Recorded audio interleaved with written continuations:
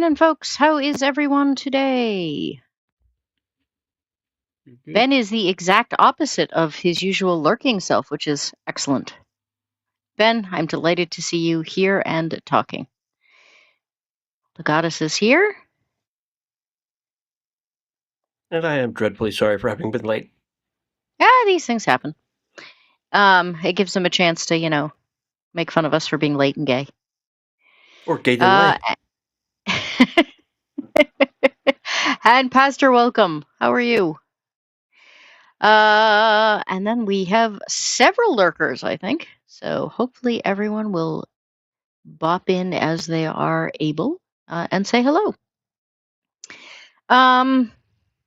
So I'm just gonna warn everybody right now that I am going through yet more dietary testing stuff, and the result is I've had a headache for almost a week now. So if I seem lower key than usual, this would be why. But I'm better than I was 2 hours ago. So Yay! All right, so we're gonna hop right in since we're running a little bit late. We got episodes 7 and 8. 7 is mainly backstory for Florence-ish. Backstory-ish. I personally think it might be the worst episode in the series. We'll see what everybody else thinks. And then episode 8 is back to finally back to the Santiago storyline, which I was very happy to see. Yeah. So, episode 7. Let me get everything righted around here. Doop, doop, boop.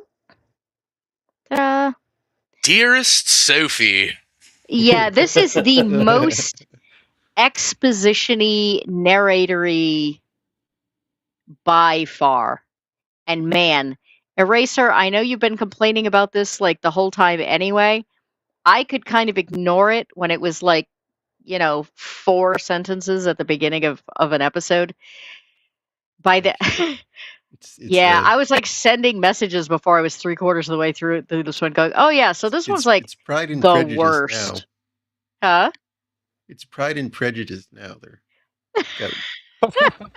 Yeah, I mean, it just got obnoxious in this one.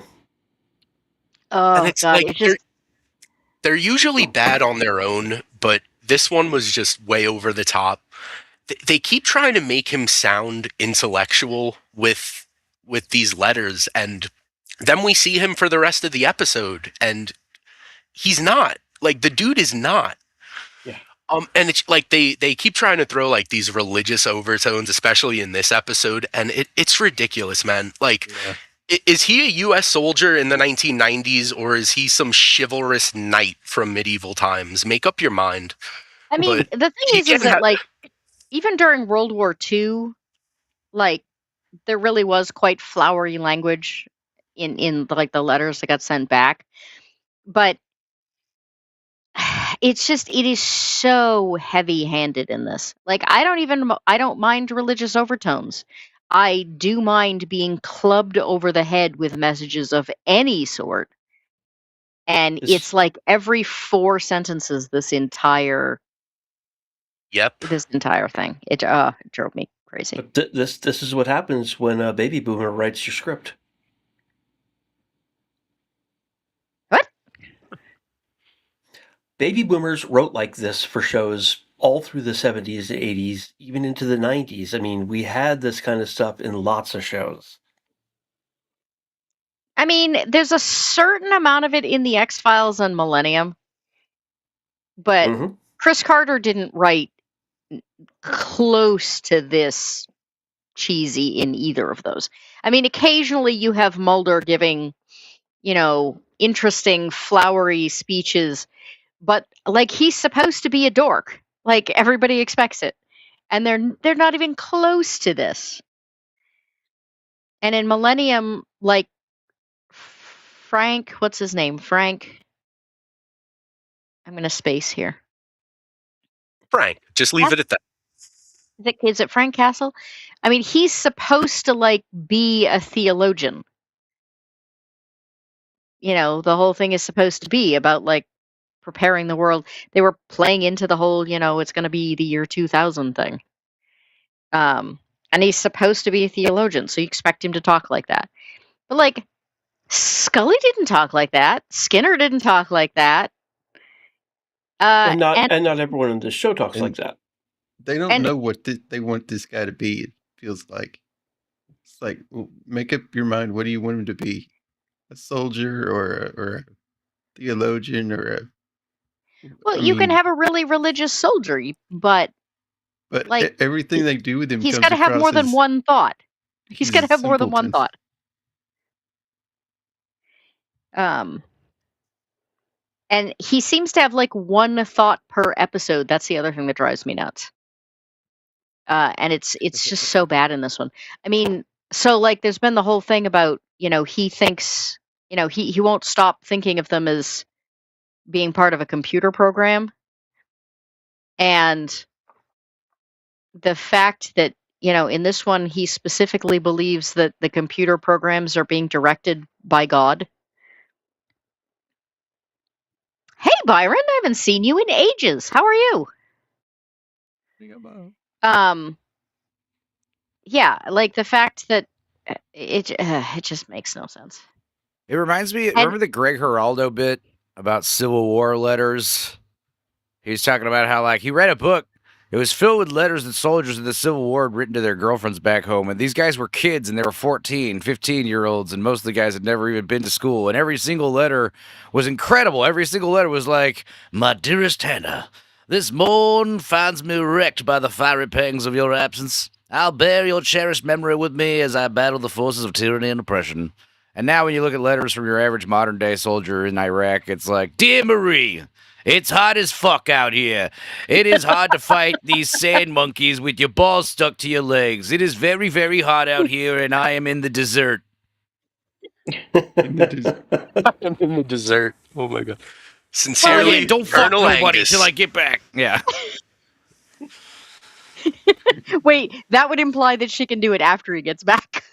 Right. I want to see this. All right, don't. Well, anyway, the plot of this episode is so wishy-washy that Florence is running directly into a minefield because she's got nothing better to do. Well, it gets better. So this starts with Florence can sense danger. So where has that ability been the last 6 episodes? Yeah, funny about that. And why doesn't she care for her friends and put up a sign? Hey, this is a minefield. Be careful. No, yeah, she's proven she can write. It's like they said, like, all you got to do is like follow her, because it's like tall grass, so you can just follow her trail theoretically, and not step on any landmines. But that doesn't work. Oh no, because he steps off the. Oh no, he doesn't step off the trail. Like Pinocchio just steps on a mine. Yeah, he never even followed the trail. He's a moron.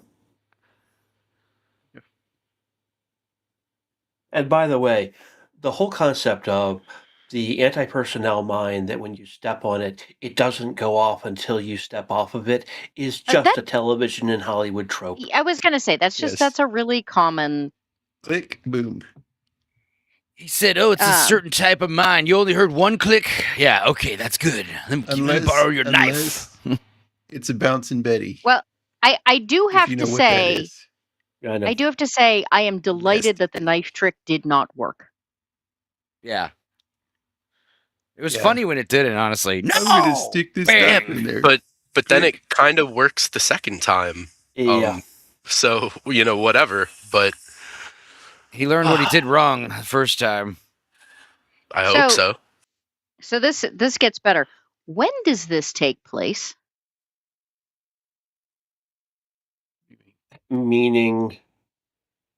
So I did the math, and I don't know, I might be jumping ahead. This might have been in the episode, the next episode, but just because we're talking about military stuff.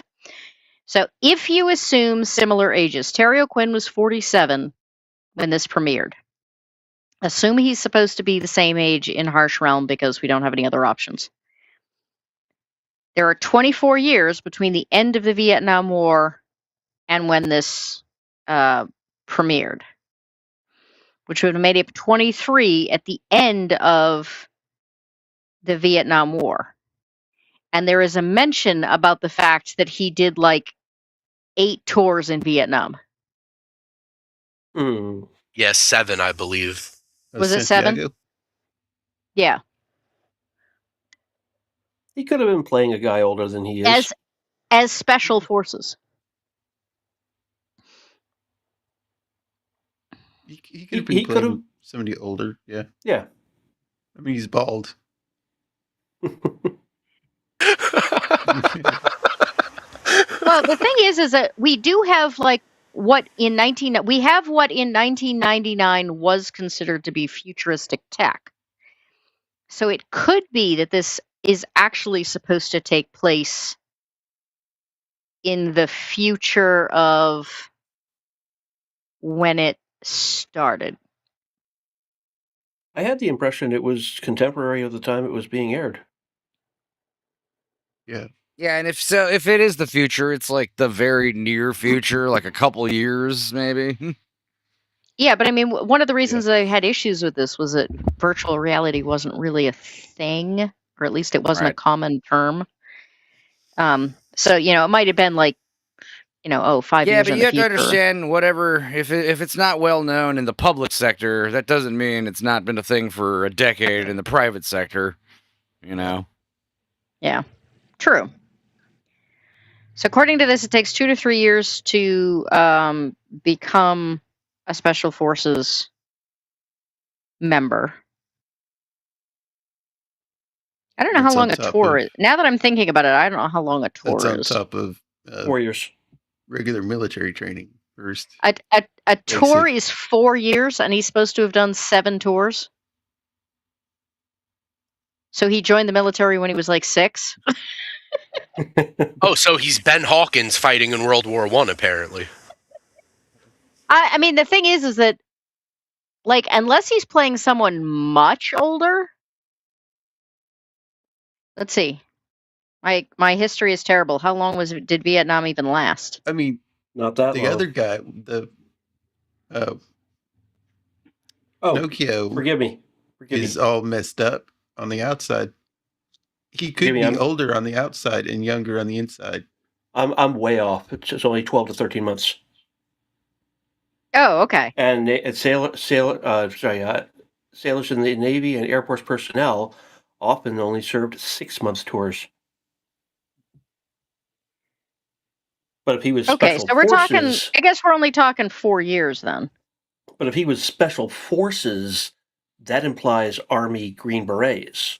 Those are the only guys that are called special forces. Everyone else is special operations. Once again, a military or television thing, though. Like everything true. And they are definitely going into, the TV tropes here. So, whatever do you mean?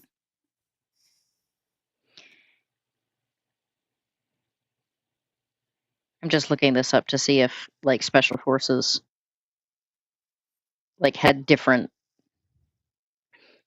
expectations. Special Forces tour in Vietnam lasted 12 months. There you go. Because that was the Army's tour of duty. The highest number I can find is that someone served 5 consecutive tours, and he's supposed to have served 7. So we're making darn sure that everybody knows he was the best of the best. Yes. Or at least the most suicidal of the most suicidal. And the Vietnam War was 19 and a half years, although the U.S.'s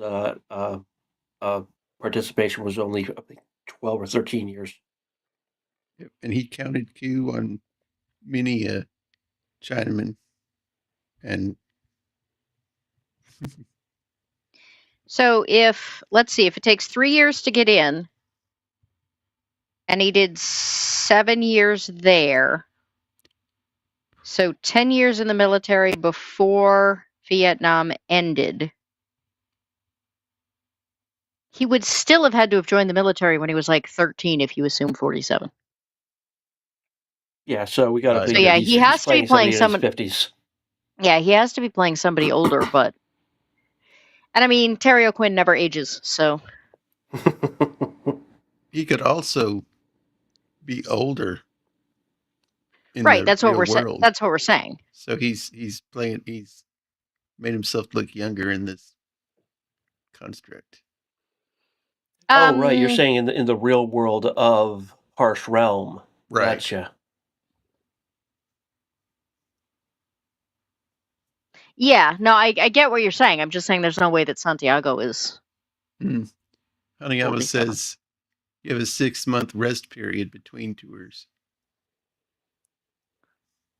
Even if you volunteered for consecutive. I don't think that was necessarily. Yeah, I don't think that was mandatory, a thing. I don't think that was a thing yet.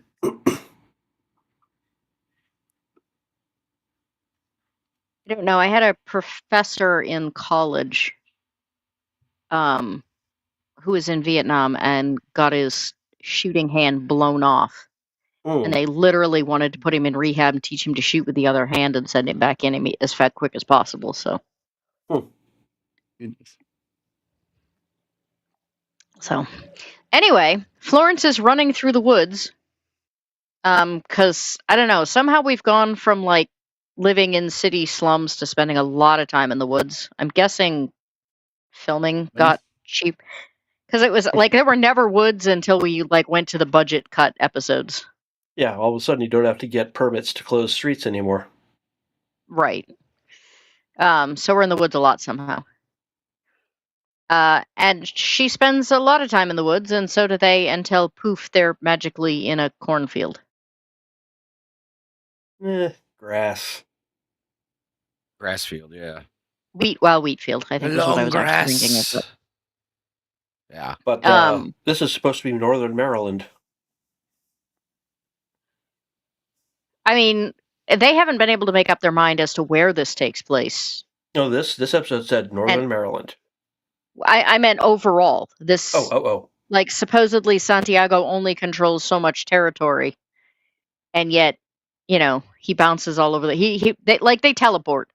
I mean, the next episode they're in what, Ohio? Cincinnati. About Cincinnati. the farthest west you can be in Ohio. Yeah, and they've just kind of teleported there.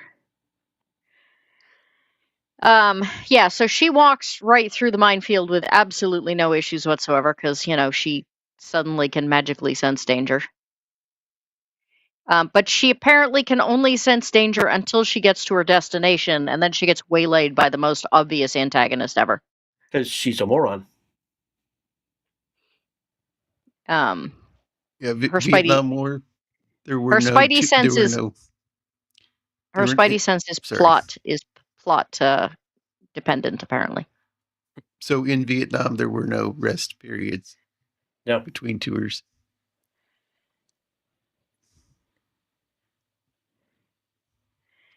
And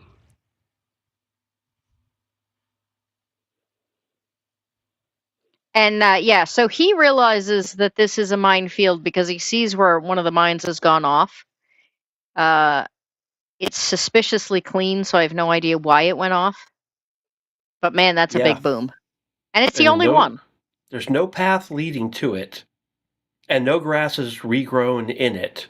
It's like... I mean, unless it was just like, I don't know, maybe a seagull crapped on it from the sky or something. Yeah, they don't work like that. It's a big seagull. Tumbleweed set it off. Oh, God. I mean, the only thing I can think of is that it was, like, poorly placed and it just went off. Some other poor bastard stepped on it a while ago. Well, but there's also that, like, one very long straight path on the right-hand side of the screen. Yeah, I see what you're talking about. Like, maybe this is a farm. And then there's, like, a whole bunch of, like, messed up grass right immediately to the right of where the mine exploded. And that's where half the body lines are landed. How did they plant they planted grass over the mines? That's a good question. How did they? This doesn't make any sense at all. Well, and who would plant them? Yeah, and why? I mean, it's Yeah, not the why? You gotta have sisters. a reason. You gotta have a It's reason not to the, plant a minefield. yeah, and there's no one out here except the sisters, and the sisters believe in nonviolence. Yeah. They just like to blow up sisters is the problem. So it's a completely random minefield for no reason. Yeah. Well, no. For what Yeah, reason? so Pinocchio. The plot. Sorry, go ahead. No, the reason is the plot. Yeah, that's not a reason. They have to have a leg blown off. So Pinocchio notices the mine, immediately says like, "Hey, we should go back." Hobbs says, "Oh no, we can follow like Florence's footsteps." And the next step that Pinocchio takes, he steps on a mine. Whoops. And he just seems mildly Unlucky irritated. some. He just seems mildly irritated about it. Like he has the same fuck expression I get when I drop something on the floor in the kitchen. Well, it's funny because it's funny because he steps on the mine and he looks slightly irritated. It's not until Hobbs starts trying to fix the situation that he really gets pissed off. Because Hobbs is, he's trying to be helpful, but he's just stating the obvious, and Pinocchio just doesn't care. Hobbs is like, "Don't move." Oh, really? Oh, where am I going? Where would I go? And then what did you hear? I heard a damn click. Like he's just so like, God. He says, I know Hobbs means well, but he's so fucking stupid and obvious. But if we go on the assumption that like the 2-click rule is true, which it's not, but if for TV trope we go on the idea that the 2-click rule is correct, he says, did you hear just one click? Well, duh. If he'd heard more than one click, he never would have heard the second. Had time to hear the second one. That is such a dumb thought that a mine just clicks, and then you have to step off it for it to go off. It's just, I don't know. I mean, there's plenty of things like that in TV, though, that like it's just not the case in real life. It's just there to like drum up tension or anxiety. Like I believe in like crime shows. There's a whole like, you need to wait 48 hours before you can report them missing. That's bullshit. I don't think that's been the case since the 80s. But it's there in TV shows. To be fair, most of those shows were in the 80s. No, but my point is it's a trope that has still been carried over when it hasn't actually been the case, I believe, since the 80s. But it's there to drum up, anxiety and this feeling of helplessness that we have to wait before we could do something. There's plenty of stuff like this in TV. It's kind of silly. Yeah. Yeah.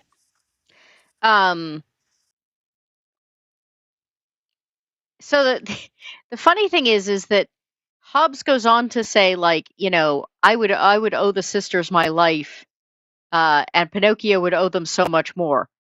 Except Hobbs never does owe them his life. He somehow just miraculously is thrown clear and not injured at all. Listen, you have to remember that he is writing these letters to his girlfriend or his soon-to-be wife. He is going to exaggerate the story. I got super injured. It hurt so bad, but I survived. Meanwhile, he took he had some scratches and some scrapes. Pinocchio's screwed over here. Well, why did they leave Hobbs? I don't know. Yeah. I understand he wasn't as injured as Pinocchio, but they still just left him there. Yeah. Which is crazy, because what happens if he stands up, goes, "Okay, I'm safe, I'm healthy, let me get out of this minefield," takes another 10 steps, and then just blows himself up? You saved his life just to leave him completely open to die. It's absurd. So the only way that this makes sense is if, once again, the Spidey sense, only works in certain things. They somehow knew to come get Pinocchio before he bled out, but they couldn't sense Hobbs lying in the grass. Yeah. What do you mean they couldn't They were sense right him lying in the beside him. grass? Didn't they, didn't they one just of them walk still right go up past and him? walk right next to him? Like, I'm sorry, but it seems like the only reason they left Hobbs in the field is so that Hobbs could lay on top of another grown man for an awkward 10 minutes. Good Lord. No, it was way more than 10 minutes. It got dark. That must have been a really weird scene to shoot, just gonna say it, man. So the guy who plays the soldier, I have seen him in other stuff. Well, we'll wait till we get that far. A ton of. He's Salamanco in Tuco. Yeah, he was Breaking also Bad and shit. He was also DeStefano in Alien Resurrection. Well, Goat, Yeah, isn't he he's the guy from Daybreak? Wasn't he in Daybreak that we covered too? I think he's in He was Hills in Have Clear Eyes and Present 2. Danger. He's usually playing like he plays a lot of grunts, soldiers, henchmen. He was a sniper in Clear and Present Danger. Yeah. He's in a ton of stuff. He's in a ton of stuff. I feel like he played somebody in X-Files. I feel like this might be the first time I've ever seen him play a good guy or a guy who, gets good later. Look up. Like he's always like a gangster or something, and like everything else I think I can remember seeing him in. No, he plays a good guy. Raymond Cruz. He plays a good guy soldier in Resurrection. Oh yeah, Blood In, Blood Out. From Dusk Till Dawn 2. Oh God. Oh no. yeah, he's in The Rock. He's in Gremlins 2. Who's he in that? He has a man bun in The Rock. It was weird. Wait. Oh no. He's in both Gremlins movie? How? When you said I keep Daybreak, meaning to go back and rewatch those. That'll be my Christmas movies this year. when you said Daybreak, it made me think of Daybreakers and Sam Neill. Yeah. R.I.P. Right. Under Siege. Wait, Yeah, hold he's in up. Under Sam Siege. Neill died? Yeah, Yesterday. Oh yeah, you didn't know about that? I've been sleeping for like the past 24 hours. I broke the news at like 4 a.m. I think I was the first person to talk about it. I was Shitty. not there. Well, shit. Yeah, I was Rest in the chat. peace. We were okay, like- that we was weird. We were doing Dorkside and Scooby's in the chat, like Sam Neill died, and it was one of those things where it's like, no, he didn't. He got better. And then like a few minutes later, she's like, no, I'm serious. We're like, oh damn. Well, this is news to me. Shit. Rest in peace, man. Yeah, he was in Yeah. Daybreak and he was in the original CSI. And he was in Nip Tuck for an episode. Or sorry, 2 episodes. Oh right, he's in Training Day. He's like, yeah, man, I got my shit pushed in, dog. Yeah, he's crazy in that one, dude. Wow, he's Oh, had man. he's one of those people that manages to have like 1 or 2 episodes in like a whole ton of television series, and He was how in it works. Daybreak. He's a good actor. He was in Daybreak. We keep yeah, that's what I was just saying. Yeah. Eraser said that, so I had to look it up. By the way, did you know he was in Daybreak? I've heard Are that. you sure? You didn't know he was in Daybreak? You know what? It was a show about a time loop, so hearing the same thing over and over again kind of makes sense. All right. He was in The Practice. What do you want to bet? He was one of the bad guys. Who the hell was he in the Gremlins movies? That's so weird. He's in an episode of The X-Files. He's in The Rock uncredited. Oh, so he is a messenger in part 2. Okay. He's the guy with like the letter. Uh-huh. But who is he? He's in a 1994 movie called Drag Strip Girl. I'd watch it. I was going to say, it's got a 4.6. It seems like something you'd love, Enzo. When the Party's Over with Sandra Bullock, 93. What is that? Okay, Should probably move on though. Yeah, I have the perfect one to end on, though. He was in an episode of Murder, She Wrote in 1993. Oh, nice. Raymond. The most Been important All around, right. man. he was in Daybreak.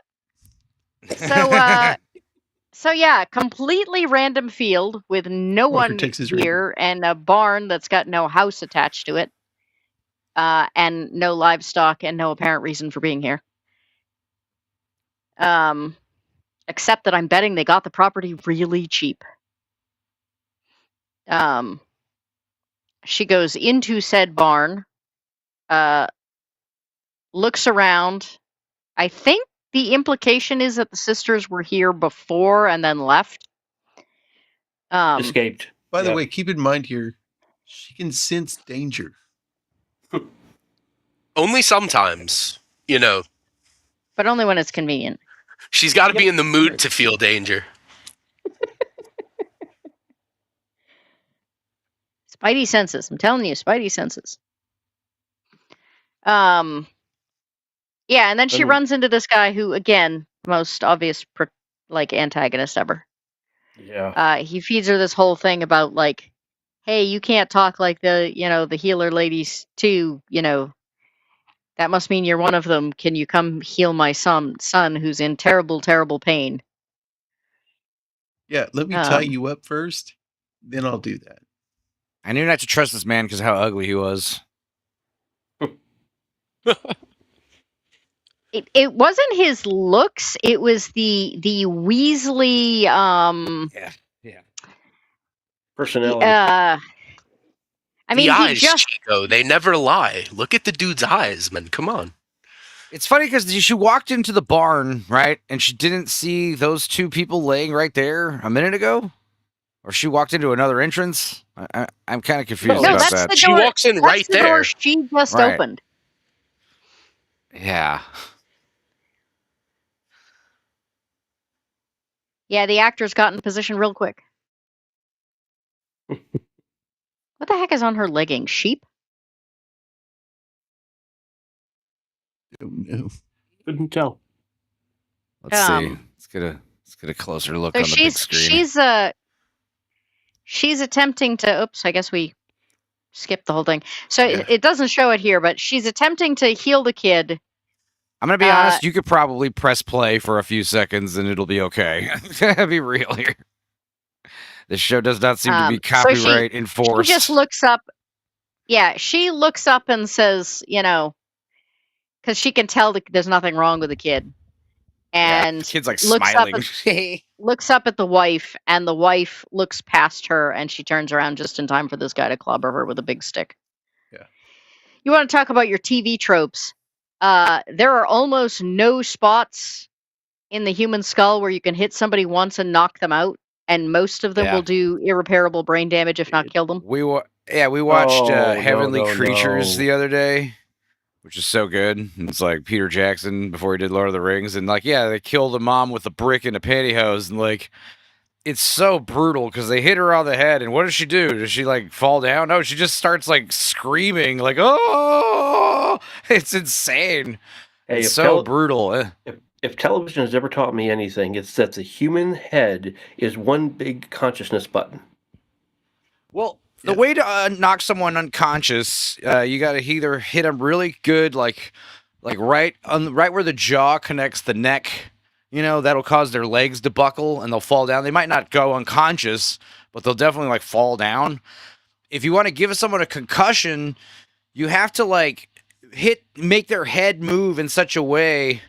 Imagine an orange in a jar of water and you shake the jar and the orange bounces around inside the jar. That's what you need to do to someone's head to give them a concussion, So you got to really rattle them. They apparently want to keep her brain intact so that she can heal.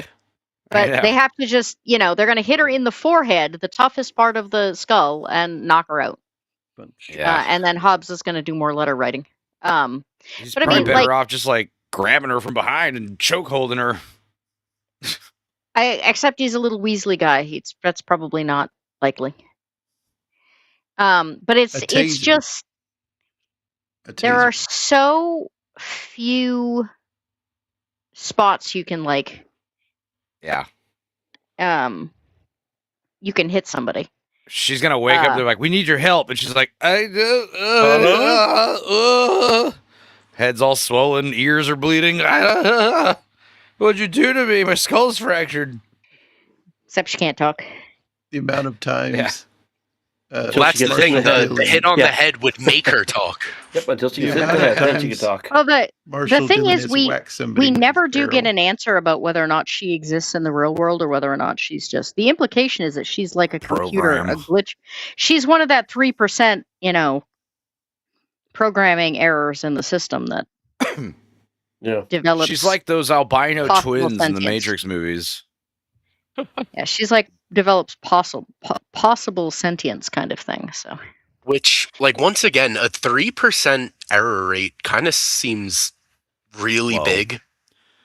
Yeah, it seems low to like the untrained and like normie, but when you think of like computer terms, like 3% error is massive. It's huge. Well, in the 90s, this is the like first and only virtual reality program ever made, and they used it to map the entire country and every person in it.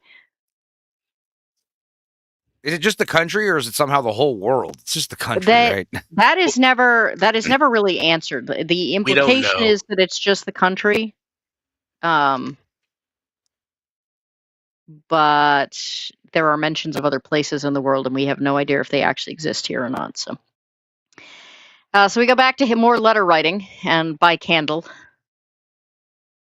How romantic. Yeah, see, you can't say that they didn't see Hobbs because she's standing over him. Yeah, like, they chose to leave him there. Is she the only one? Maybe she just couldn't drag more than one of them. Oh no, because the old lady. The guy with the guy missing one leg is in worse condition, so he needs to be taken to the barn. I think is it possible that Hobbs has already been healed by the woman? And, yes, but once again, even if he wasn't injured as bad as Pinocchio, even if you heal him, you just left him stranded in a minefield again. Oh, right.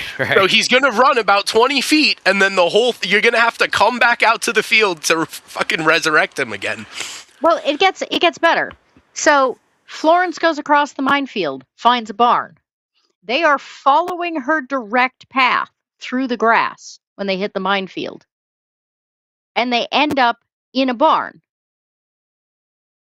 The same barn, apparently, that is being overwatched by these people who are trying to find the sisters who supposedly have escaped from them. So, like, where the hell are all of these points? Is it two separate barns? In the same field that the sisters are still close enough by to... It has to be on two opposite sides of the field. Answer the big boom. There have to be two barns, otherwise it makes zero sense, and that's just. Well, I think it makes zero sense though, because there are a lot of things. This episode, it's not just that it's overbearing in its messaging. The other thing that bugs the hell out of me about this episode is that there are so many details that they just didn't bother to take care of. I think, it should have been one of the buildings. One of the buildings should have been like a house, and the other building should have been a barn. Two barns, like audiences are confused easily. I'm confused by it. I was just like, wait, what? Two barn? It's one barn, right? No, it's two. Unless, unless the sister is dealing with Pinocchio in the barn, and then Francis is upstairs in the attic dealing with the hostage guys in the same barn. Like, that would make no sense at all. There could be two different farms that are sharing one field. Right. Like on opposite sides of the same field, but still, it's like, that needs to be established. Oh, agreed. But we have to presume they're in a different one because the guys don't know where they are. Right. So you escape from a barn because people are hunting you, and you just go next door? Yeah, I know. I know. They'll never think we're dumb enough to do that. It'll work perfectly. Right under their noses. Yeah, exactly. Right under their noses. Hide in plain sight. Madbot says, he said, what are you watching, Field of Barns? They have a barn dungeon summoner. How niche.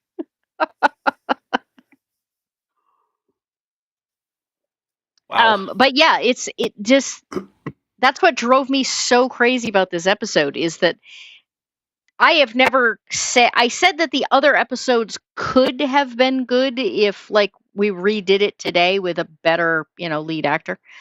But this episode just has to get scrapped completely. There's nothing salvageable about this episode. My biggest issue with the episode is at the very end. Like, this is all just child's play right now. They make Hobbs do something at the end that is irredeemably disgusting. I'm just gonna be honest. It drove me up a wall. We'll get to it when we get to it, but like, this is just him being dumb. At the end of the episode, he's disgusting. Yeah.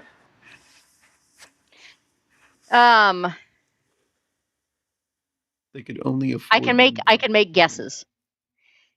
So Pinocchio wakes up. Pretty lady is, tending him. I'm a little confused. The only thing I can assume is that he was so severely hurt it took two of them to heal him. Because they go on this whole thing about how healing takes something out of the healer, even though we've also never seen that before. Yeah.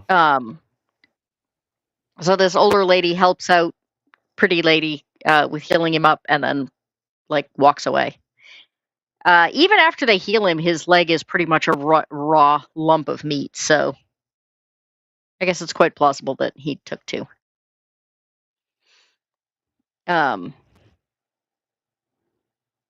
He's ungrateful and kind of a dick about them helping him. But, he's kind of ungrateful and a dick through most of this show, so he at least stays true to character. This is the only time we ever see this woman or any of the other sisters. Other than that, we just see, I'm wearing a soft filter over my face all the time. It would have been kind of funny if it had turned out that, like, she was actually the only other sister. That would have been ironic. It would have been better if he. Oh, this is for later on, but if he was actually dying. You know what I mean? Who, Pinocchio? Yeah. For the sacrifice later. I think it would have been better that way. If it had been like a Babylon 5, in order for one to live, another must die. Yeah. Instead of, okay, fine, you're going to be a whiny bitch about it, I'll give you your leg back even though it costs me my life. Yeah, right. In other words, I'd rather die than listen to you bitch and moan about this. After I have assaulted you in your sleep. All right, so big bad guy who apparently has, control over little Weasley guy. I couldn't have been the antagonist in this because I'm obviously a bad guy from the beginning. They had to at least pretend that if you were a bad guy, they could, they might be able to win against you. There's a lot of people in this that were in Stargate SG-1. Oh, yeah. Yeah, I think we talked about that a little bit last, 2 weeks ago. Since we did.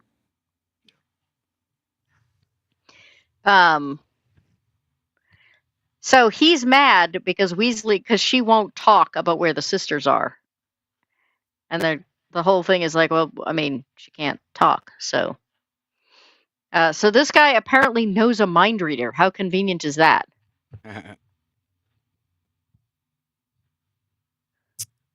You know what's funny is last night we were watching Baywatch Nights, season 1, episode 1, and this guy is the stalker dude. The big muscly guy, the leather jacket. Yeah, he always plays the heavy, but I think he's also a stuntman. Yeah.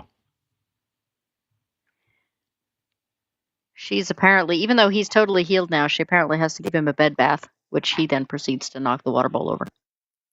Dude, laying on a bed of hay like this with no clothes, god damn. I'd rather just sleep on the floor, please.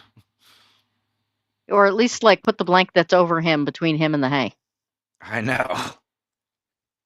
That's typically what you would do. You took his clothes off. You've obviously already seen him naked. At least make him more comfortable. Yeah. Straw beds, you typically would cover them with a sheet. See, look, he was healed. So they didn't just. But we just cut that scene because why would you need that? I mean, They didn't miss him. They just left him in the field. It's so stupid. Yeah, they didn't have to show it because you see the hole in the shirt and the blood there, so it saves them on special effects. Well, I agree with you on that, but they needed to do it earlier. Agreed. But also at the same time, that's also how they save on special effects when they kill somebody and they res out. You just flash a light while they're off screen. Then you also have the saying, well, if healing takes stuff out of people, how did she heal both of them enough to stabilize Pinocchio and then drag Pinocchio's dead weight back to whatever mysterious space? Because the other thing is that we have several scenes panning around different parts, and there are no buildings. I'm going to crouch down in the grass, and nobody's going to see me. But I am totally going to be able to hear all of his conversations clearly. See, no building. I don't know. Maybe that's the tree line they came out of. And if there are mines everywhere, why is his truck not driven over any? Anti-personnel mines wouldn't go off for something so heavy.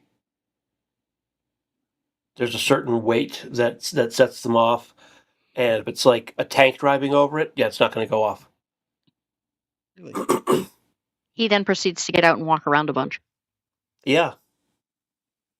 As one would in a minefield. Well, he apparently doesn't know it's a minefield until he's chasing Hobbs later. Yeah, so he basically says, yeah, okay, I acknowledge my orders. I'm not going to tell you that I've seen somebody in the grass and that I'm about to chase them across the field. So yeah, who put the mines in the field? I mean, we've already discussed why this is never covered. Santiago's guys put the mines there. He should know it's a minefield. So who put the mines there? The guys with the mines did. The writers. the guys with the mines put the mines there. The miners. Miners, not miners. The underminers. No. There's never any suggestion that this is an area that Santiago has control over. So and yet his troops are here. Well, why would he mine right, but they're here because they're coming for the women specifically. I mean, he has influence many, many places, but he only actively controls a fairly small area of the whole country.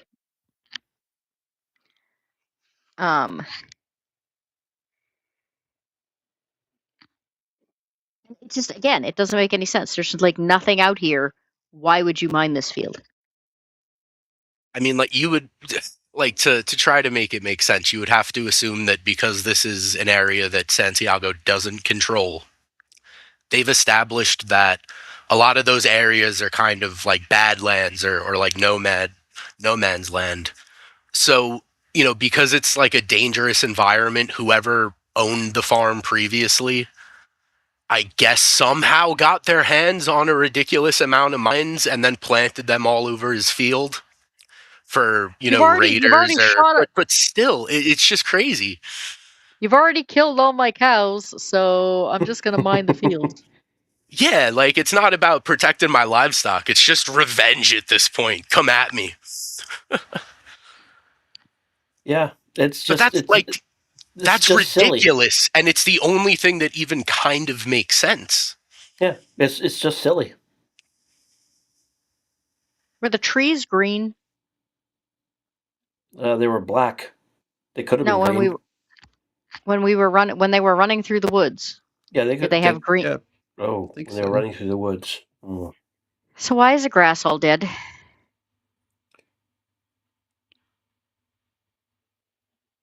Because it's a field and it's actually straw. I don't know. Yeah, so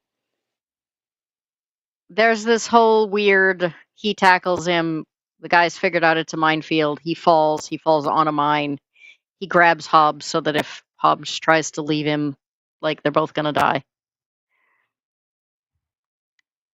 Hobbs should have just been I've already done this once today.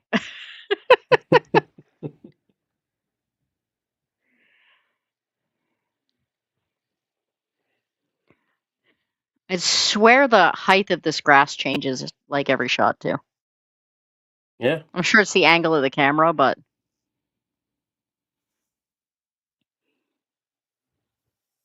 this guy's squad also takes a really long time to get there. And you notice the sun is still up, shining on them. Next time we Mhm. see them, it is full night. Yep. Ta-da. Does each member of his squad get a Hummer?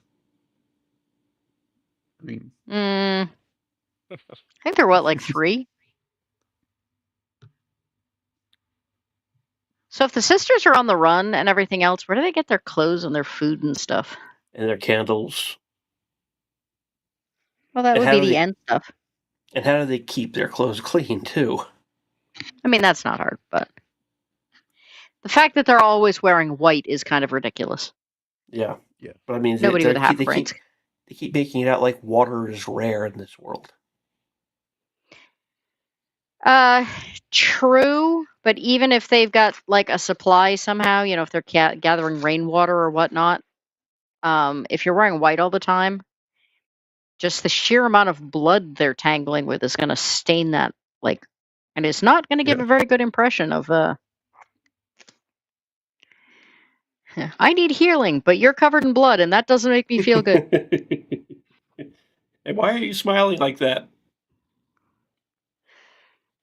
So she tries to bring him a crutch. He doesn't want one. He doesn't want to be a crippled. A one-legged man isn't going to last very long in this world. It would have been kinder if she'd let him die. All the macho stereotypical stuff that There's allows nothing them macho. to film him with his shirt off. There is nothing macho about how he treats her. I'm sorry, he is being a douche. Yeah, but the whole I'd be better off dead, rah, rah, rah, rah. The posturing. The posturing is what I was getting at. And then she leaves and he breaks down and cries. That Sensor says an interesting point.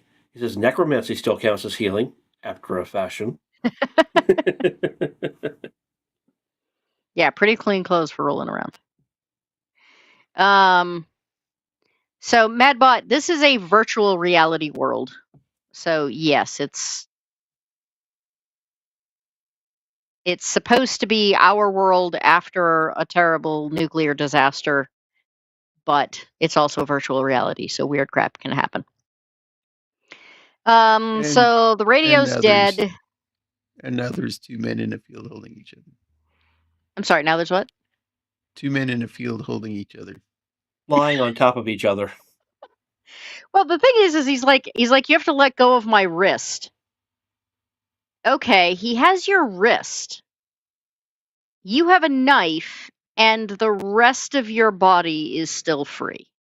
Yeah. I fail to understand. I mean, unless the guy. I mean, it's starting to sound like Hobbs just wanted to be there. If you get what I'm getting at. Mm-hmm. I mean, the only thing I can think of is is if they cut a scene where the guy's like, "If you move, I'm gonna roll off this, and we're both gonna die." Except that the guy obviously doesn't want to die and is kind of a wuss. So that explains a bit, possibly more than the show. This whole episode is just terrible.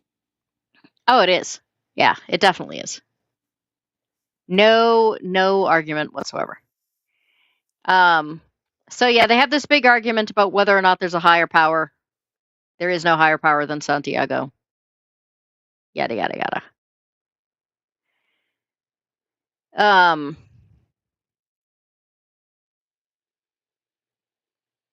Which is really weird. Like if your goal is to make everyone absolutely loyal to you, then you set yourself up as a prophet, not we're going to deny that all religion actually exists. And I mean, historically, that's what's been shown to work. You set yourself up as a prophet, you don't deny religion. Yeah. Hitler. But Hitler was in the occult, so I don't know. So I think Stalin is like the only one to ever be like an ultimate control freak and not allow religion. But he also didn't try to Germany make didn't. everyone. Sorry, go ahead. He also didn't try to make everyone think he was God. I don't think Santiago is trying to make people think he's God. He's trying to convince people there is no God and therefore he's the highest. I don't know, power in the land or whatever. It's again, it hammers the same thought into your head over and over and over again in a way that does not provide any nuance or subtlety or different train of thought at all. And then doesn't do it well. So we have the mind reader here who, again, can apparently only mind read when it's convenient. He reads her mind. He sucks out where the sisters are. Here's the other thing. If she knows where the sisters are, why did she come here first? Yeah. If she already magically knows where they've gone to, like, is she like a bloodhound? She had to come here first and sniff the air to figure out, like, pick up the trail again? He's covered in a hood. We find out later is really deformed. And he's a slaver. Because when you can read minds, I guess slaving is, the most reasonable choice of career. Not like you couldn't make a ton more money doing other things that are less dangerous. So he starts to walk away, and he's like, I need the information. He needs payment. This guy magically knows that he's a slaver, and scoops the kid up and pops him on the back of the horse with the slaver. I don't know who they thought the payment was going to be otherwise. They all act really surprised about it. And she says, "You can't take my boy." And he's like, "It's just a kid. Have another one." And the father, well, at least they'll feed him. I mean, honestly, that was the only thing that did make sense about that whole thing. They are obviously working for this guy because they're impoverished and don't have the strength to, like, not have a protector. And historically, there were families that sold their children into slavery because that was the only way the kid was going to get fed. Yeah. I mean, that was the only thing that made sense about Crusade, is that what's-her-face there got sold into slavery because her family was poor. I mean, it's really just there to make the father out to be even more of a bad guy, but... Yeah. Yeah, so we're back to the snuggling couple. And more talk about, there is a higher power and you need to, like,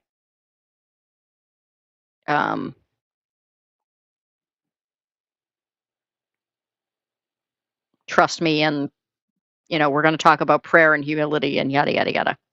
Yeah. Her hands are bound, but her toes are not. Or no, this is Pinocchio. Yeah. Yeah, Pinocchio uses his one good leg to scooch the stick over to him. And despite the fact that he's been wounded and never walked the crutch before, I think, like, ends up doing a fairly, like, there's this one scene where he, like, falls over and he's embarrassed and humiliated and he's still angry, and then, the next thing he's hopping around like nothing.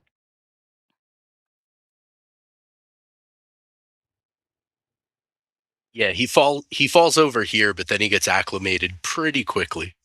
Mm-hmm. Is this where she tells him the story about the fact that he lost his leg to a mine in the real world and most of his face, and that's why he came to Harsh Realm? Oh yeah. Mm-hmm. Yugoslavia. Yeah, I found it kind of interesting that he's like the mine was set by the people we were supposed to be fighting for. Yeah, friendly fire isn't. Oh yeah, Exactly. especially in situations like that. But I think he adds too that it wasn't really any, it wasn't a heroic situation. I think he says he was like 3 days into deployment, and like you said, it was a mine planted by who they were supposed to be helping.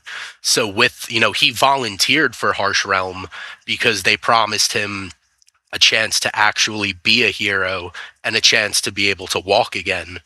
And now he thinks he's lost that even in this realm. So, like he's acting like a complete asshole, and like Yes. I'm not going to excuse that, but the dude also, like, this is the only way in which he's able to walk again, and he just lost that even in this realm. Like, I'm not excusing his behavior, but you could also see where he's coming from. It's also probably his worst fear, considering that he knows he's lying on a slab in the real world. No, but that's my point. Like, I'm not excusing his behavior, but I get why he's frustrated, and Look, more candlelight. that's gotta suck. They have so many candles. They have a large surplus of candles, I guess. Good Lord. Oh, he's bebopping around quite nicely at this point. Yeah, he's looking for his gun. He's hoping there's at least one bullet left in it because, for reasons. And there's nothing there. They've taken all of his ammo. And here's where he finds this, where apparently they believe that they are actually granted, the power to heal by God himself. And Pinocchio just finds this absolutely ridiculous. He kind of just goes off on all of them. He yells how they're just a computer program and nothing more, and the fact that they've built an entire religious belief around their abilities is ridiculous. And I believe he kind of just takes off after this just to come back later. But he's still holding down on the whole, this is all a program. Like, you're some weird programmer's fantasy come to life, and you think that it was a gift given to you by God himself. Well, and the funny thing is that it's very obvious that Pinocchio believes in God, because he makes a comment about God punishing him for believing that he deserves a second chance. Oh yeah, and he's mentioned it in previous episodes too, where he almost feels like everyone in this realm is just an abomination, that they don't really have, like God. They're not created by God, so they're just pixelated vessels. Yeah, they don't have souls. Sun's coming up. He's gonna go hopping back out into the minefield. And he doesn't see these guys at all. Despite the fact that there's no way that girl dragged him very far. No, this is where he's just leaving what's his name? Hernandez out in the field as he takes his car. Right. I don't even think he takes the car. Doesn't he just take some supplies and then runs off? Out of it. Yeah, he takes supplies, and then it's one of those things where I believe the dude's name is Escalante. I believe by the time he turns around, Hobbs is just vanished. But then he still manages to track him down later, so good for him, I guess. He's a pretty good tracker. Well, they leave trails through the hayfield the whole way. That was the other minefield with the other barn. And this is other minefield with the other barn. And there's those trees. Look, they are green. This crowded woods that we saw before has this really convenient road now. Yeah. That we need one.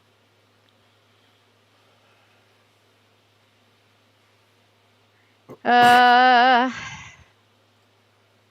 gonna do some girl bossing here, as I recall.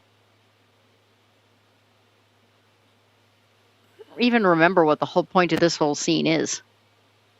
So she knocks him over, but she's, I believe, tied to the horse. So then she tries to run a bit and gets caught up, and then he, I believe, tackles her. And the whole thing is, I could have killed you 3 times over by now, but I need you to lead me to the the sisterhood of silent women, I guess. Oh, yeah, that's right. Because the implication is she's tried to escape several times. Mm-hmm. Yes, we watched episode 1 3 weeks ago? 4 weeks ago? Yeah. Must be 4 weeks ago at this point. Well, I mean, technically 5 weeks in real time and 4 in video time because I was sick last week. And now this barn has a short, cropped green field behind it. Because somebody apparently came through with a mower since the last shot. That's the lawn. Yeah, that's it. Yeah.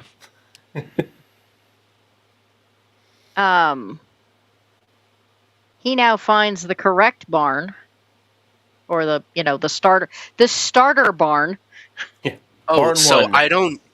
So right here in this scene, I don't know if anyone else noticed it, but when Hobbs walks into the barn, the camera moves around, and I think you actually see like an extra where he's not supposed to be, and then he kind of just moves out. No, I guess right there. Right okay, there. no, that's him. No, That's that's the Weasley Weasley guy. Okay, but Yeah. how did he not see that guy? Like how do you not see him, dude? The same If that's way that not she an extra- didn't see. The same way she didn't see the woman and the kid lying immediately to the other side of the door. It's just ridiculous. Like, it's so obvious. I actually thought it was an extra that got caught in frame and then moved out of frame. Like, if that's the character, there's no reason this dude shouldn't have seen him. It's a little ridiculous now. So this is supposed to be the middle of nowhere after some massive explosion or whatnot, and yet there are electrical lines in the background when they've been very clear previously that, like, electricity had been kind of cut down. And doesn't mean there aren't lines. They're just not carrying power through them, that's all. I mean, I feel like if copper thieves are a big thing now, they definitely would be in this time period. Did we even see lines? All I saw was a pole. No, there were definitely lines. Okay. Right there. Mm-hmm. Yeah, I could see him. All right, Weasley guy. Weasley guy recites the exact same script. I know. Which means this is not the first time that he sold somebody into slavery. Yeah, the only difference now... Yeah, the only difference now is that it's his wife that's sick because you sold your son off to slavery, so there's no ill son in the picture. So now the only detail change is that, oh, it's my wife. And then the wife is like, basically like, no, you bastard, you sold my kid, so fuck you. And he's already got the board at the ready, and he's like, And then Hobbs no, does I didn't pick this up. I didn't pick this up for any reason. And Hobbs does the stupidest thing you can do with a gun in that situation. Put it right where the guy can hit it out of your hand with the board. Yeah. Yeah. They did that earlier too with the mine. The machine gun. Like, you gotta hold your gun close to your body and stick it out like that. Yeah. I don't know. I mean, the guy's already so close to him.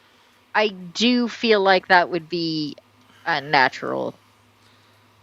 Yeah, I mean, when you're this close, like, firing from the hip is totally fine.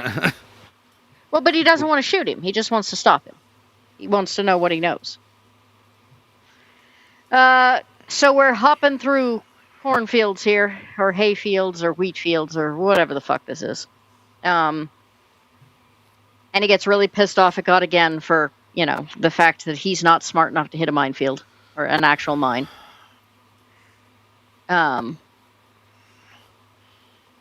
And then he sees Santiago's truck show up, and he decides to hobble back over to the sisters to warn them. I believe so. Or is that the one that died that What's-His-Face was driving? Santiago's men definitely show up, but... Well, I thought that this was him seeing the truck show up to run back and warn them. Which, again, if they can sense danger, why... Because... Again, this dude's got one leg right now. He couldn't have hobbled very far. And then he why does no one see him? No one sees him. But once again, he couldn't have got far. And then he had to run all the way back. So I imagine the trucks are relatively close, and these sisters apparently can sense danger, but Pinocchio had to run back and tell them. I don't Does he? know. Because he doesn't say danger's coming or anything like that. He just says, I'm going to help you. Well, because I thought the whole point of this episode is that Santiago is looking for these sisters, and now he sees that Santiago is basically at the door, so it's like, 2 seconds ago he was ready to put a gun in his mouth and then wander off into a cornfield, maybe to walk into a mine. Now it's, at least there's a cause worth fighting for. I'm going to hobble back here to help you, which is supposed to be a big moment for him because he's risking his life for people he doesn't think are real or have souls. I thought that was the entire point. It does conveniently, give him a much bigger option of getting shot, which he does appear to want. And they're going to have to give him his bullets back in order for him to defend them. But you notice... we do see here why they have so damn many candles, though. That's what I was about to say, yep. What I want to know is if they're moving from place to place and they've come to this place not that long ago, like, did they pack their entire candle collection and then unpack it in neat rows, or... I mean, it's not just that you're, like, lighting the barn with all these candles. It's like there's, like, all this hay everywhere. It just seems like not a good idea. Might get it, Yeah, I mean, barns are notoriously flammable. Barns are one of the few buildings that will spontaneously self-combust for no reason. I think that's why I thought I made the assumption that these were hay fields, was because there's so much hay in the barns. And if this disaster is supposed to have happened, like, long enough ago for Santiago to take over like this, and for years to have passed... Well, it looks like a cut hay field, a cut wheat field. Yeah. My mother comments all the time about the thing she hates about, like, post-apocalyptic movies is somebody always seems to have mowed the lawns. Yeah. Right. Or watered the roads. Yeah, that one always gets me.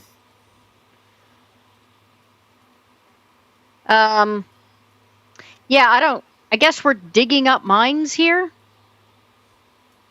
Which, okay, so hear me out. If Santiago's men are coming, and they have to possibly go through the field to get to the sisters, wouldn't you leave the mines where they are, and if you survive the encounter, clean up the field later? Yes. Why would you... If you care that much about it, why wouldn't you have cleaned up the mines already? It makes no sense. Like, I get you want to clean up the mines at some point, but maybe after the battle. Just a thought. Listen, I'm no military strategist here, but I feel like they're just fucking themselves by doing that. Yeah. So Hobbs got caught by the guy whose life he saved. Now he's on a chain next to Florence.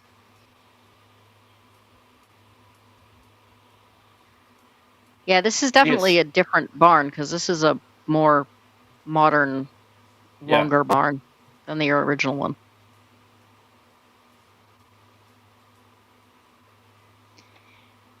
And then gunfire starts, and everybody scatters in all different directions.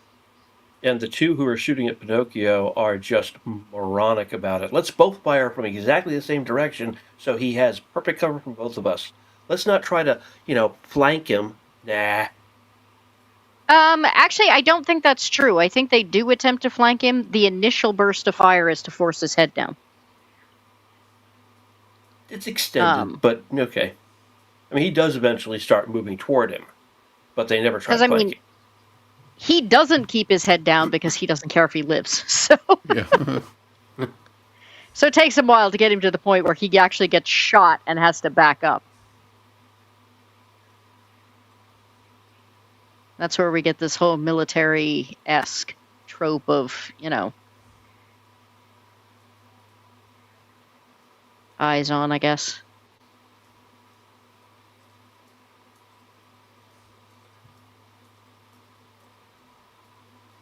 Oh, and then he gets caught in yet another mine.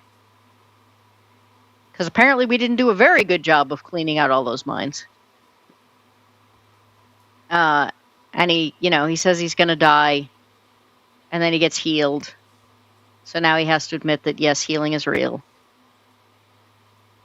You're right. His name is Escalante. And there's a whole narration. There's a whole narration bit about how, she was cast out because she took up arms, but at the same time, you have healing and you have to, give of yourself and love of yourself, including your enemy.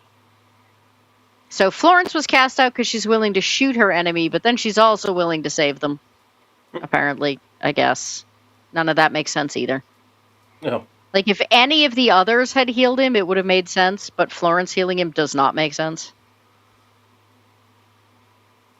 Because the whole thing that's supposed to set her apart is... Yes, we have this reverse bubbling of the wound healing. Mm-hmm. And we have the epiphany. And he's back on his hay bale again, getting healed up again.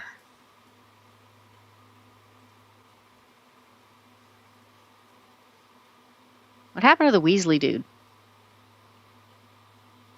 Or the tough guy. I don't remember. Oh, they choked him out with the chain that they were. Well, the tough guy is the one that steps on the mine, so he dies immediately, and then Escalante was near him. That's why he only got blown back and wounded. Gotcha. Yeah, in the right shoulder, but he's gonna die. I just watched this a couple of hours ago, and I already don't remember how it ended. Aside from cute girl here doing what she does. Yeah, so she's sitting there, looking all somber. Florence apparently somehow knows they need a moment alone and hauls Hobbs out with her.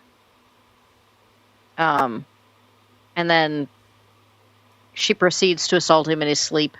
He steals a kiss.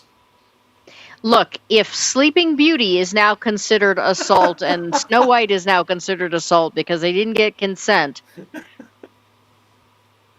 Pretty sure that's not nothing anyone with a working brain thinks. You'd be amazed. So then she proceeds to program herself into his leg. Yeah. Weird. He wakes up. I don't know why he was asleep this whole time, because she's already healed him of his chest wound, which wasn't all that severe. He didn't even pass out or anything. But he fails to notice the kiss, and he fails to notice the leg healing. But he wakes up just in time to catch her as she swoons gracefully. And zips out. And, looks at him with that open mouth Kristen Stewart gaze. And then closes her eyes peacefully and bzzz. E-reses. And he's like, hey, I have a leg. So by the end of the episode, nothing has happened. Yeah. Total filler. Oh no, we still have time for Hobbs to be horrible. Yeah, so then there's more writing. And then he somehow magically tracks down the slaver. How, we don't know. Basically says, I'm here for the boy. The slaver just kind of shrugs and goes, okay, there's other boys. And then says, the healer thinks you're the one, but you're not. And then he just rides off, and Hobbs just lets him. Yeah. So okay. The slaver has blatantly said, I am going to go make slaves out of other boys. Yep. He lets him ride away, and then he takes this kid and brings him, we assume, back to the parents that allowed him to go into slavery in the first place. Yep. Yeah. Like, the moment this guy said there are other little boys, because you mentioned earlier, of all the ways of accepting currency or payment, he's taking kids. And when he says there are always other boys, you assume, that is what he wants to take his payment. Yeah. I'm shooting him until there's no bullets left. I don't care that bullets are a resource and a currency in this world. I'm shooting him over and over again. Even when he glitches out of existence, I'm shooting the ground where he glitched out of. How do you let that man walk away after he said that? You don't. It's absurd. How are you going to... This man is the one. He's got a full auto Beretta. Use it. Auto that dude. Dude, I don't like... You're trying to set him up as this moral, chivalrous white knight of a character. And then this guy is like, hey, I'm just going to go find other little boys to take into slavery. And we don't know what type of slavery. I mean, if you people just want let little him boys, walk. I think you can. If That's people my point. Specifically want little boys, I think there's probably a pretty good reason. Yes. Yeah. You don't let him walk away. You don't let him like that. It just, wow. I watched that and my stomach turned. Why and then do you take him back to his parents. Yeah, why do you give that kid back to his parents? I mean, maybe the mother, but there's been no sign that she's left the horrible husband. Yeah, like I don't know. It's a terrible episode. Yeah. I couldn't believe that. On many fronts. Yeah. Yes. It is by far the worst. Agreed. No question about it. I am curious. Has anybody figured out who they would cast in his place? If this were remade today? If this were remade today? Pedro Pascal. Timothy Chalamet. Oh no. I don't know. I mean, I do feel like it would have to be somebody relatively young because otherwise the naivete would never fly. Maybe the guy from Night of the Seven Kingdoms. The kid with the cleft lip in Stranger Things.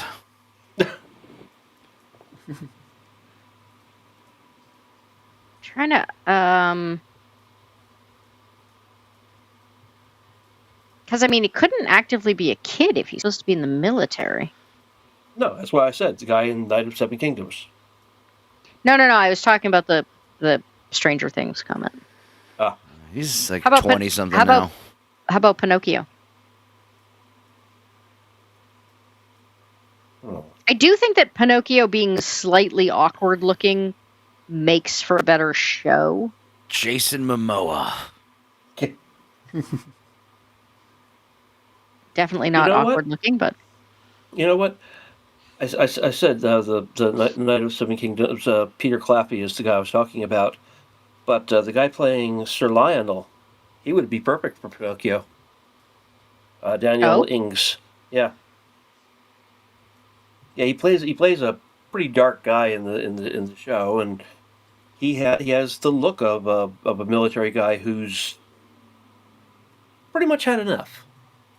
But not too old.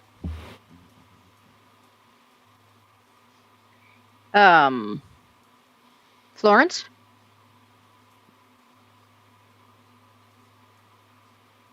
Gal Gadot. She doesn't need to talk. I can't see her. Some European model who doesn't need to speak much. I can't see even remotely realistically pulling off the grungy army fatigues though. Well, I mean, she was in the Israeli armed forces for a while. Kristen Stewart, she's had a buzzed head. Oh yeah. And she wouldn't need to talk. She could just sit there with that blank open mouth stare. Exactly. Yep. The first review video I ever did was for a movie that she was in. It was like one of the A24 early movies. And it was called Love Lies Bleeding. I love that movie. I thought that movie was badass. The special effects in it are incredible. It is so worth watching just for Yeah, you want an LGBT movie that's not cringe? Watch Love Lies Bleeding. It was the first time I was attracted to a muscle mommy. And Yeah, that movie was nuts. Yeah, it is. It's very crazy. Two lesbians just like smoking cigarettes and doing steroids and committing crimes. It was crazy. Sounds like a wonderful movie. It was awesome. The thing is, the thing that I really like when they do like technical stuff without CGI, and almost everything in it was done with like without CGI. There's like some very slight just to make things blend together. Yeah. But man, knowing that, looking at the special effects, it's just it's so well done. She like literally hulks out at the end. It's so wild. But it is the only time that I really thought that Kristen Stewart did a good job. Mainly because you could totally believe that character would just have the blank stare with the open mouthed, like, I don't know what's going on. Was the weird blonde lesbian that was in love with Kristen Stewart.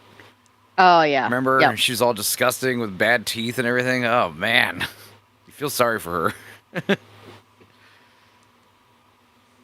Kristen Stewart could play Frances. Is that her name? Francine? What was her name? the mute chick. Florence. Florence, yep. And of course, Santiago could still be played by Terry Quinn. Oh yeah, I think we've already decided that like he never ages, so he could just keep the role. Well, you could do like a reboot where it's new characters except Santiago. So they're all played, they're new actors, new characters, but Santiago's the returning, the connection to the show. Nah, I would just redo it, recast Terry O'Quinn, and just change the goddamn name, dude. Please. Yeah, I know. I'm sorry, but I love him. He's great in this show. I've never seen Terry Quinn give a bad performance. But in no universe am I going to believe that he is a man named Omar Santiago. It's just not going to happen. I don't care what stupid pencil mustache you give him. It's not going to happen. But he is great in it. It's not him. Just blame the casting director. Yeah. I totally agree that, it's sort of like when we were talking about if you recast Carnival, Clancy Brown, like you just age the character up, keep the same. Keep him as Brother Justin. He is Brother Justin. So, no one else, man. He's phenomenal. Oh, I actually watched a movie the other night with someone from Carnival, and the movie sucked. It was cool to see them. Well, I was rewatching Heroes today, and I was like, oh, I messaged Eraser, and I was like, hey, Sophie's in this. I remember nothing about that show. I need to rewatch it. Again, for like the fourth time. Or are you talking about Heroes? Heroes. Oh, yeah. I was surprised at how much I had forgotten. But anyway. Funny, in the original airing of the show, the cheerleader at one point drops her ring down at a garbage disposal, and she reaches into it, and the disposal, for some reason, turns on. And it was already. I just watched that episode. It was already on. She just reached in without turning it off. Here's the thing. No. It that can't be because what happens is she reaches in, and in the original airing, you could see the word incinerator on it. And it does turn on after she reaches in, and Incinerator made them take their name off digitally, because they are like, our disposals do not do that. I mean, they probably have an automatic shut-off if like somebody sticks their hand in there. No. It turned on after she put her hand in there. I just watched the episode, Dutch. Literally, I've seen it like 3 times. I just got off. I just watched it before I got on this stream. I'm telling. Okay, I'll rewatch it. Maybe there was a difference between versions or something, but But no, it doesn't. It does not just randomly turn on. Anyway, so Carnival is great. Everyone should go watch it. Cincinnati, Ohio. Seems This we don't one have I to talk thought. about anything else. Well, I think we always tend to get a little sidetracked in between the two episodes. This is one of the like I was saying. There's only like 4 or 5 episodes that are like related to the Santiago plot. Yeah. There's like Yeah. five or so episodes that are not necessarily filler, but they're like their own little side quest, standalone story. And yeah, I guess you could technically just take these 4 or 5 Santiago specific episodes and just turn that into like a made-for-TV kind of movie. Well, there are probably still scripts out there for other episodes too. Right. I hated the fact that we started out with this whole, is that really him? Is that Santiago? They've got Santiago like with his head in a bag. Out of order. Yeah. And then there's like the whole, 2 days ago. Right. I know that those were not nearly as tropey in the 90s as they are now, but I still hate it. That one specific episode of Rick and Morty kind of like ruined that forever, when that they're doing the Purge world and the guy's like, "Let me read you my script." And he does the thing where it's like, how did my life get this wacky? Cut to 1 day earlier. And Rick and Morty's like, well, why don't you just, stories should start where they start, like if you're going to start the story at a more interesting part. I think Goodfellas is one of those occasions where, like, they chose in the editing room to throw the stabbing the guy in the trunk scene at the beginning of the movie just because it really, like, perks everyone's interest. It's not necessary, but, like, that's one of those instances where it really worked. And it's like a lot of people just, like, trying to copy that kind of attention grabber 72 hours earlier. Yep. So this is another bit of exposition because our heroes are nowhere involved in this and yet somehow know exactly what happened. Hello, as your GM. A bunch of Native Americans invade one of Santiago's armories, kill a bunch of people, steal a whole bunch of weapons. With bow and arrows. Yeah, with bows and arrows. I mean, honestly, that's not unrealistic because that was pretty good. That was most Kevlar is designed to stop bullets, not sharp, pointy things moving at slower speeds. That's correct. Plus, it's silent. Near enough silent. Plus, it's silent. Right.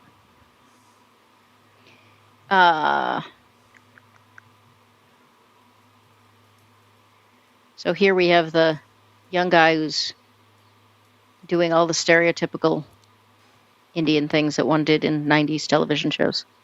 Because Indians, raise their fist in the air and scream. I mean, just like they say how. The funny thing is that this is this like weird combination that you got in the 90s of like really stereotypical Indian stuff combined with, what do they call it? The noble savage thing. Is that the trope that I'm looking for? Yes. Yeah. Also, they're not only noble savages, but also, victims of the white man's oppression. Right. And Santiago seems to really respect them, which I don't know if that's supposed to shake up the fact that, Santiago is like a morally gray guy because he doesn't hate Native Americans. I don't know. I don't know what they were going for there, but More of a respect your enemy kind of guy. Sun Tzu's Art of War. Well, except that he very specifically seems to have a fascination with Native Americans in the show. Like, he seems to have studied them, and there's just like he gets really mad when Waters laughs at them. Well, see, I don't know, because it's not like before this episode we see that he has any fascination with Native Americans. I felt that it was more like. I mean, we've only seen him in like 2 episodes before this. That is fair. No, but my point is, I feel warrior. like this was probably one of the first assaults against one of his bases that was successful. So I think that like there's a respect there beyond just like, oh, I'm fascinated by Native Americans. Like it's like Dutch was saying, it's part of the respect your enemy thing. I think it's supposed to also try to present him as more like intelligent, because Waters kind of has like the basic like, they're weak and we'll just crush him, and they want to show the contrast between the two. I don't know. I thought it was slightly cheesy, and maybe that's just me. I think it's 90s appropriate cheesy. I think that's the maybe. I think that's because that's kind of again just that's kind of the way things were. I'd say that. But the problem, I don't know how to say what it is I'm trying to say. So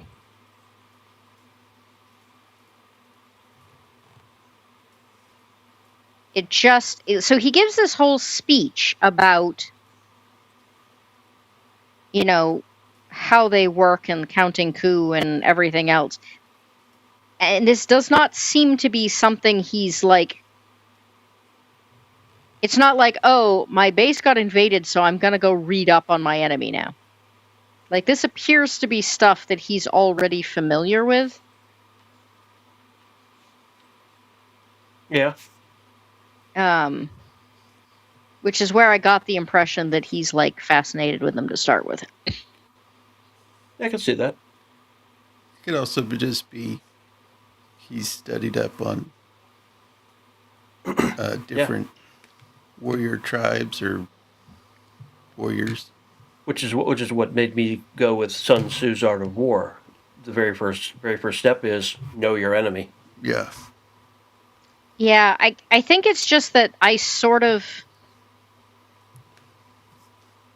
This movie is full of really stereotypical tropes. And I feel like they would have used really stereotypical sayings out of Sun Tzu if that was what they were going for. Yeah, but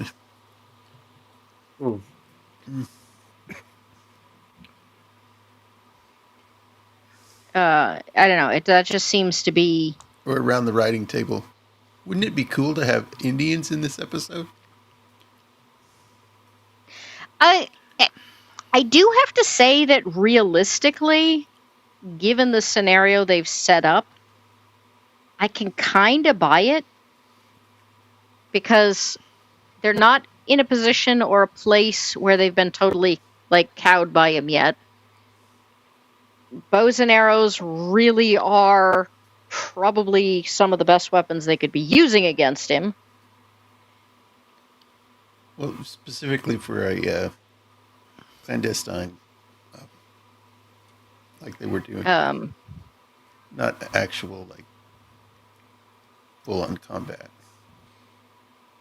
I do think that... did anybody see the second Riddick movie there after Pitch Black?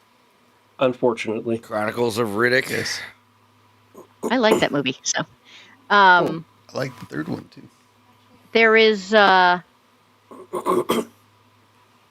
they make a point. The guy who wants to take over, whose wife is encouraging him to take over,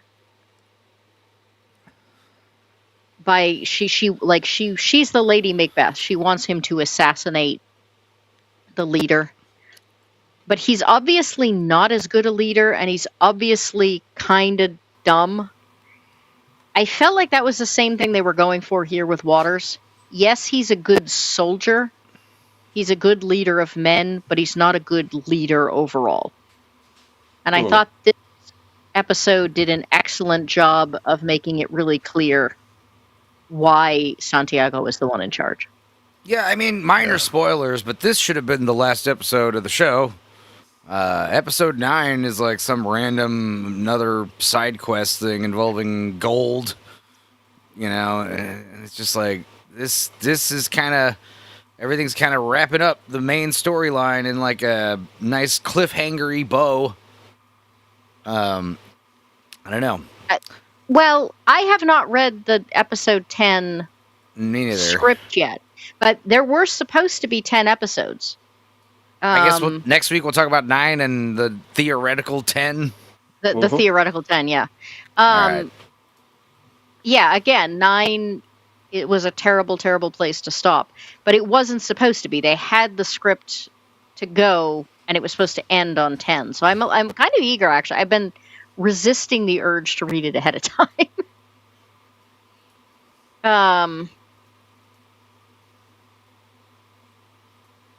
I don't know. There's this whole weird, like, they're not content with just letting Santiago and the natives battle it out.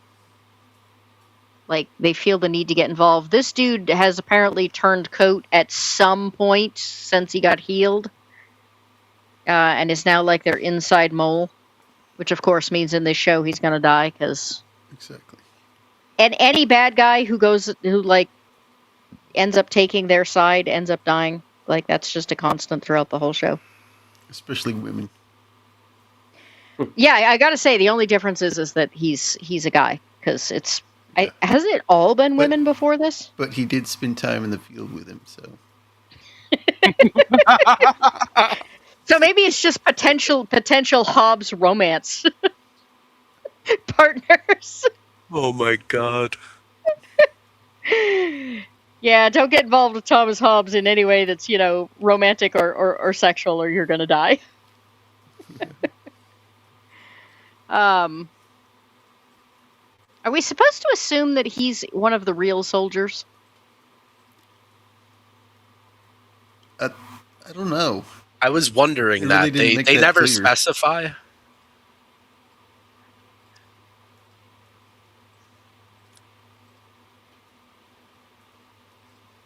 Which you would think, like, if he isn't a real soldier and he's just an NPC, VC, I think they call him in the show, that turn sides and join with them, like, you would think that would be a bigger thing for Pinocchio, or that it would at least be mentioned.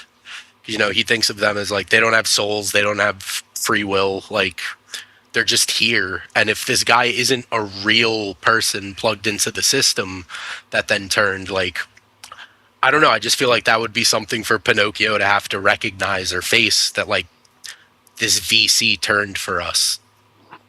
Well, except the implication has always been that Florence is at least kind of VC, and he hangs out with her on a regular basis. So There are inconsistencies. They should have then had, we have this. They should have had Creed music for the Indians theme song. Oh god. So we have the. I gotta say, considering that this is their building, and near as I can figure, they have not taken this away from Santiago. The fact that. But they took it away from white men, though. But it's got electricity, and the whole point is supposed to be that Santiago's the only one that's got electricity going. And water, and, clean. Yeah. There's just like 300 generators set up out back. Personally, on the line. I thought Iron Maiden would have been a better choice for the music in this one. Run to the hills, run for your lives. Bingo. Having that many generators for the purpose of having a whole bunch of, like, I mean, at one point, there's the desk lamp, like, that he's just left on all night. Fancy meals. Oh, and look, they enslaved a white man. The Indians did that, by the way. Don't worry, I'm sure it's only indentured servitude. Totally different. Totally. Oh, yeah, Totally different. absolutely. So yeah, I really thought for a while there was going to be the whole like, oh, I'm the elder and no peace is the way thing. Nope, they're both totally on board with the, let's kick Santiago's ass. And this guy's totally, he's like, yep, Santiago's going to try and kill me and undermine everything. So, like, let's go get him. Santiago apparently cuts himself off from like all his advisors and everything else. Yeah, he's not even eating or drinking, just going over battle plans. And once again, we somehow are magically told this by our narrators who should have no way of knowing that this is happening. Something wrong with your food, sir? Nope, good. Sir, we worked really. You want a sir, drink? We tried No, really. go yeah, away. We worked really hard on your dinner, sir. Means something. It means something. It'd be special if you ate it. So they're moving the leader. Everyone suspects this is to draw Santiago out, which makes it a really terrible plan if everyone knows it's a plan. Lots more green forest. And they gave the Indians Jeeps because Indians drive Jeeps. Because they're named after Indian. How do they know? They're named after what? Jeeps are named after Indian. Jeep Cherokee. What's the other one? So the three of them are hanging out in the woods, looking to ambush the spot that they think Santiago is going to ambush the leader dude there, whose name I'm not sure we ever actually get. He's played by a guy named Gray Eyes. Fine, we'll call him Gray Eyes. Well, it's so what was it that Escalante gave them the information to be here, right? Yeah. Okay. Right. I'm just saying they're trying to ambush the spot that they... didn't he give them that information before we find out that the leader is getting moved? Yes. So how did they know to be here to ambush? They played those scenes out of order. Yeah, that's something that could have been fixed in editing. Yeah, absolutely. Or just have him tell him that we found out the leader's going to get moved and therefore Santiago's going to be here. Like, you could have cut the whole scene with the guy getting into the Jeeps. And of course, Santiago was definitely going to be part of the ambush. It's like, what? Well, Pinocchio does do the whole thing about, this is the first time he's really been challenged, so he has to be there he has to be there himself. Yeah. Santiago is notorious this entire show for showing up. Like, every time they catch Pinocchio, he shows up and is like, haha, Pinocchio. True. Yeah, and so he is a lead from the front kind of guy. Yeah, but it's in the episode with the World War II scenario. Don't they establish that guy was a sniper who took a shot at Santiago and then he's been lying low since that assassination? Well, he doesn't seem to be, What I was going to ask is, have you noticed that our trio have ever seemed to have trouble getting guns or ammo through this entire show? Only when Pinocchio wanted to off himself. So, yeah. If you knew that you were coming here to lie in wait for these folks, why would you not just acquire a sniper rifle right here? Yeah, seriously. Exactly. Well, what do they think the three of them are going to do with, like, a couple of handguns and one small machine gun? Yeah. And we've got the second in command also here.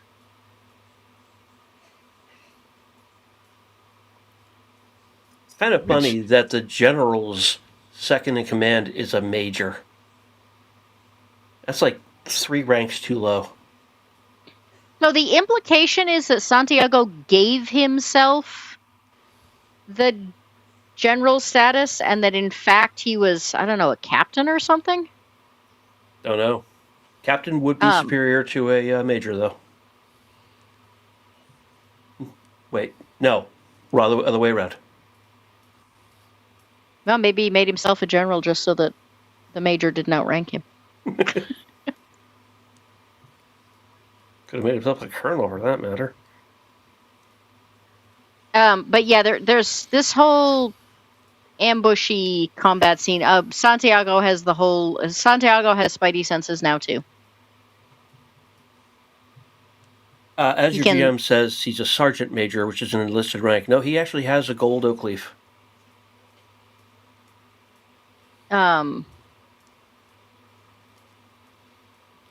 So they've now So they've just sat there, let Santiago's people set up this ambush.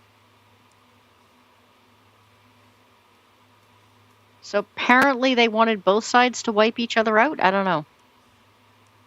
Like, why hang out there for hours when your target is just right fucking there? Yeah. Because we didn't really plan this well or bring good weapons, so we're just gonna kind of hope he dies in the crossfire. Yeah, but don't they bring explosives here? So you're telling me you could get your hands on explosives, but not a sniper rifle? Or 3 sniper rifles? Well, the other thing is that they've put the explosives in the road, but didn't send them off when Santiago's people were driving on the road.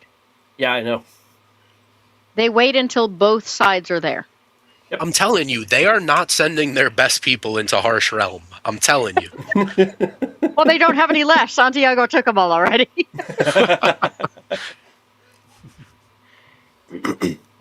Now it's like the whole logic in like in Triple X, we have to send Vin Diesel the criminal in because they can sniff our actual agents out a mile away.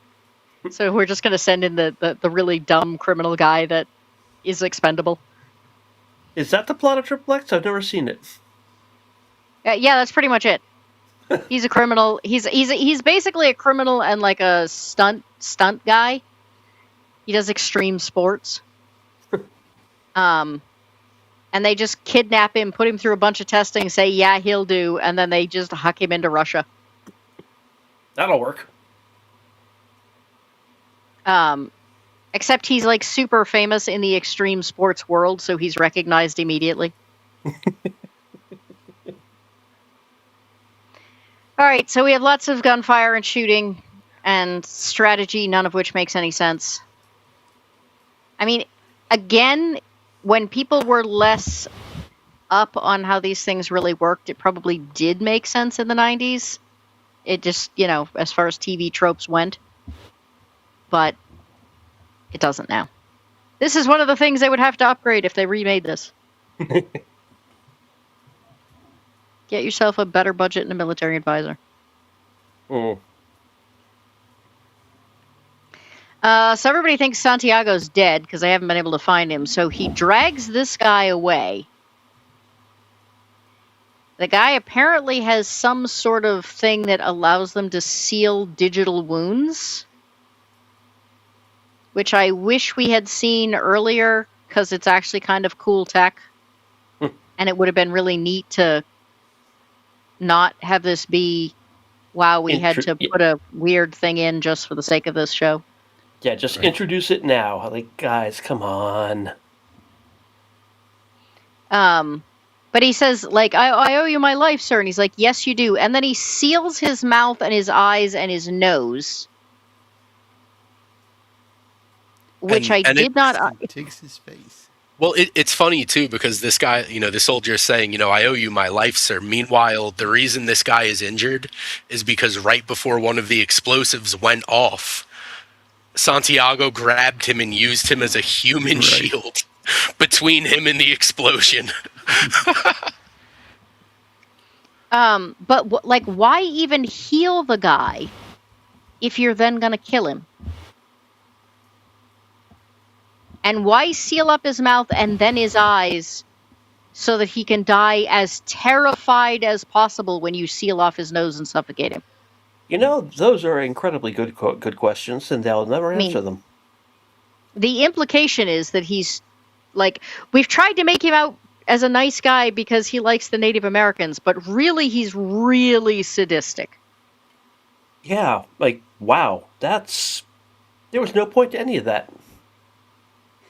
And then I guess the implication is supposed to be that he took the programming from this guy and used it to make himself a new face? Or scalped him Yeah. and So stuck apparently, his hair on. when you put hair on Terry O'Quinn, he looks like evil Norm Macdonald. You're not wrong. Everything about his face here looks plastic. Like, Yeah, it he really does. looks, oh, good lord, what's the name of the show? Has anyone ever seen The Middleman? Mm. Nope. I don't think so. No. Oh, man. I can tell what our next shows you've never seen is going to be, because that's just criminal. But there is, it's a very comedic show, and one of them is you have space aliens who disguise themselves as human beings who've had too much plastic surgery,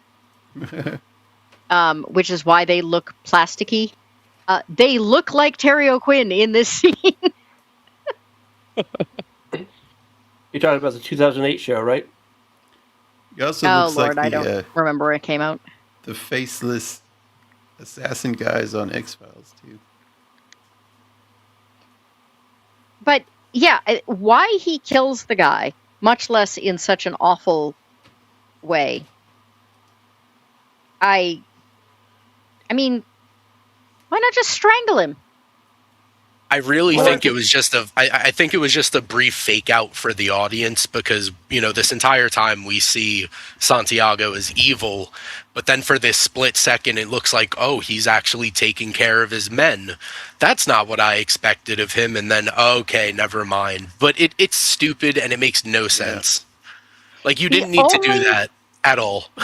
The only thing I can think of is that you must, in order for him to take the guy's features and hair and stuff, they must have to go into the, like, get programmed into the device before the guy dies. Because the last thing he covers up is the guy's nose.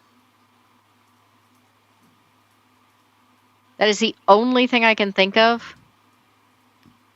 But it's still pretty horrific. I mean, take the guy's hair. That, in and of itself, would have made no one recognize you. So he's saying, you know, Santiago's missing. She says, well, if you're sure he's dead, you should take over. He says, yeah, except if he's not dead, it's going to make me look like the traitor, and no way I'm doing that. And she, in her own subtle way, calls him a little bitch.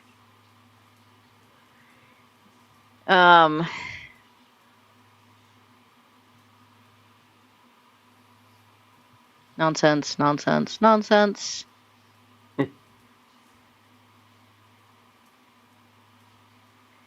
Oh yeah, he finds a homeless guy who apparently doesn't like the Native Americans and makes lots of racist comments.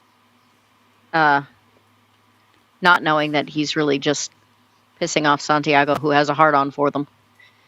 And he's like, I'm going to make your day. And so he, like, gives him the uniform and the guns. Uniform. Yeah. And yeah, the gun, I think, is probably worth a fortune, considering everything seems to cost bullets instead of money. Yeah, dress up like the people in charge of your area's enemy. And yeah, that sounds like a good idea. Yeah, exactly. Yeah, and they, in the meantime, have been captured by Gray Eyes' kid here. They're being threatened with hanging. They think that they're part of Santiago's crew, based on the fact that they're white guys, I guess. It is kind of weird that they're, you know, the only three people running around going, no, we're not with him, really. They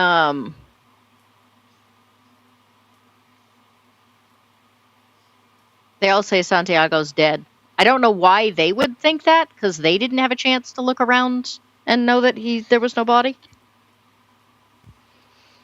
I do have to say, I had not considered until this episode that it would in fact be really hard to figure out if somebody was dead when their bodies disappear. Yeah. Yeah. It's the whole comic book trope, as long as there's no body, they're not dead. Right. So the fact that they actually played with that, I thought, was pretty good. But at least they did wise up when they're like, wait a minute, if he were dead, why are we still here? I mean, at least that thought does come to them eventually. Yeah.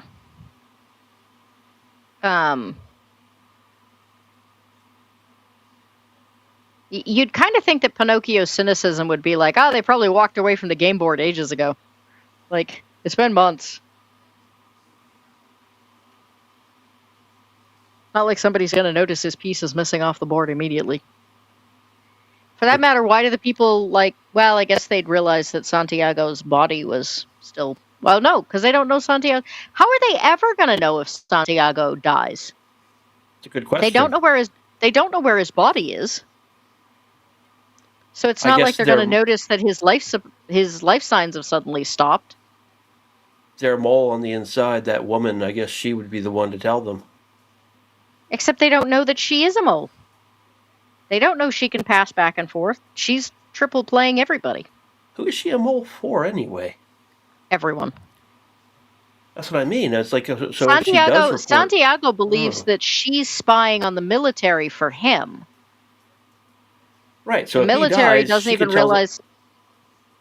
The military doesn't even realize she has a connection with Santiago, much less that she's just bebopping into his world whenever she wants to. Oh, I see what you're saying. They don't know she's doing that. Shoot. So no, they have no way of knowing if he dies. I don't know why the old guy doesn't realize that he immediately is running towards, Gray Eyes people screaming, there's a military guy here with a gun. You'd think he'd hear that. Unless he got him really drunk first. Huh? And they basically shoot him on sight. He dies. He's carrying Santiago's tags. And luckily, he happens to be a bald guy with a mustache. By the way, how does that work? It doesn't work. Everything because his uniform vanishes, his boots vanish, everything vanishes except the dog tags. Maybe because the dog tags aren't his? Neither was the uniform, or the boots, or the gun. Yeah, nothing on that was his. I mean, the gun vanished. True. Once again, it's just the plot needed the dog tags to hang around. Yeah. Well, but clothes have always disappeared in this. So that actually is consistent. But, how they know that... Yeah. So anyway, this dude says, do you know who the man was that you found? He's like, nope. He's basically just, very cavalier about the whole thing. And he asks if he can work, and he, points at the dude who's been bringing in meals, and he says, I'll take a job like his. So they make him a janitor. Well, yeah, because the thing is, too, is he tries to show initiative because the leader over here says, I will give you shelter. And then he tries to, kiss up to him by saying, well, no, I can work, I can earn it, don't give me a freebie, basically. He's trying to get himself in a good position with this guy immediately. Oh. And it works. Oh yeah, he's cleaning his office in 30 minutes. It's except that they make him a janitor. Full access to everywhere. There's another detail here, though. Let me back up a little bit here. He says, "Have you been living on you've been living on the streets?" Santiago did take the time to rub some dirt onto his face a little bit. Mm-hmm. But his clothes are the homeless man's and his clothes came from the homeless guy. But his hair is very clean. Yeah. And he's very well fed. He really obviously has not been living on the streets. And he doesn't carry himself like a homeless man either. Yeah, no homeless guy would talk like that. So they announce that Santiago is in fact alive because they're trying to act. They don't want Santiago dead. They want him believed to be a prisoner so that morale will break. And then they assume that his seconds will start making bad decisions. What they apparently don't realize is that Waters would have made bad decisions no matter what, but Now, the funny thing here is they start putting hoods on everyone that's on these blocks with a noose around their head. And then they wait until everyone has a hood before they actually kick the blocks out from under them. I'm like, why aren't you just kicking the block out from under them without even doing the hood? What's the point of the hood? I don't know, tradition? Television trope? Mm. So then we have the Florence girl boss moment. Anyone who says girl bosses are a new thing in movies and television has never watched movies and television. Yeah. Because she proceeds to like muckle a hold of this guy with her legs and just... And magically gets her hands free. Yeah, I don't know why choking the guy out would help the situation at all, but it somehow it just does. Well, not only that, but I don't know. To me, it seemed as if the other Native Americans only walked like 20 or 30 feet away before she starts trying to choke this guy out. Like, I feel like they still would have heard the struggle. Nah. I feel okay. So I feel like maybe that guy was a sacrifice because they have said we want the enemy to believe that he's captive. If they're going to kill these guys, why do they care that they believe the same lie? But they do believe that they're Santiago's people. So telling them Santiago's still alive and are captive, and then letting them escape would get the information back to the people you wanted to get to. I mean, maybe, but I feel like they're still like relatively small compared to like Santiago's army. I don't think they're really in a position to be sacrificing soldiers for a maybe right now. Well, maybe they didn't realize that she'd actually like snap the guy's neck with her legs, but like that's the only thing that makes sense. If you're going to kill these guys, why tell them the lie you want Santiago's army to believe just to turn around and then off them? Yeah.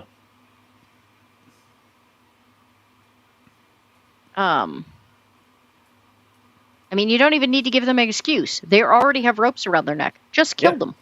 Kick the boxes up from under them. Okay, guys, we don't need you anymore. Bye.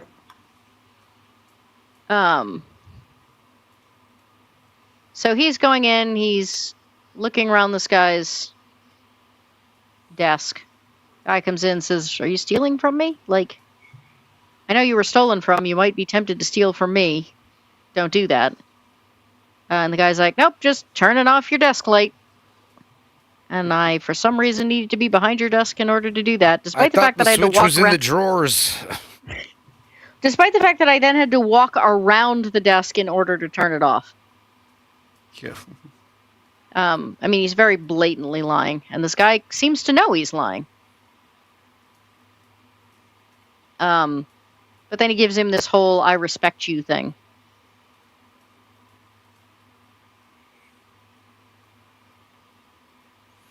And he just lets him go. Mm-hmm.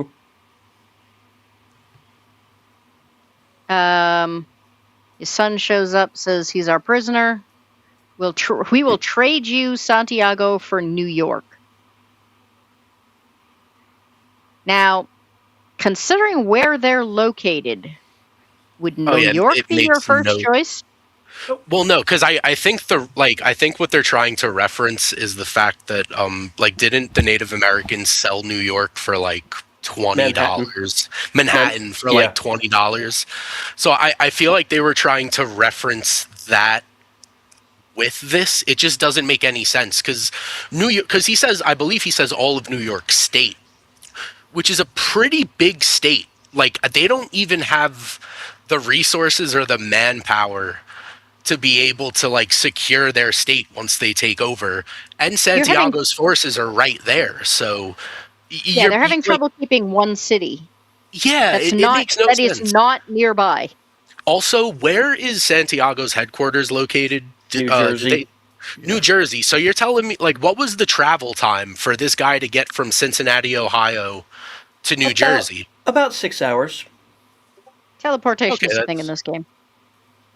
And that's assuming assuming the highways still exist and are clear. Yes. Helicopter. So they've all invaded the headquarters because they don't trust that Santiago... Or no, they now believe Santiago's alive, so they're going to put a bullet in him. So they go into his office. They're like, hey, we're here to kill Santiago. Tell us where he is.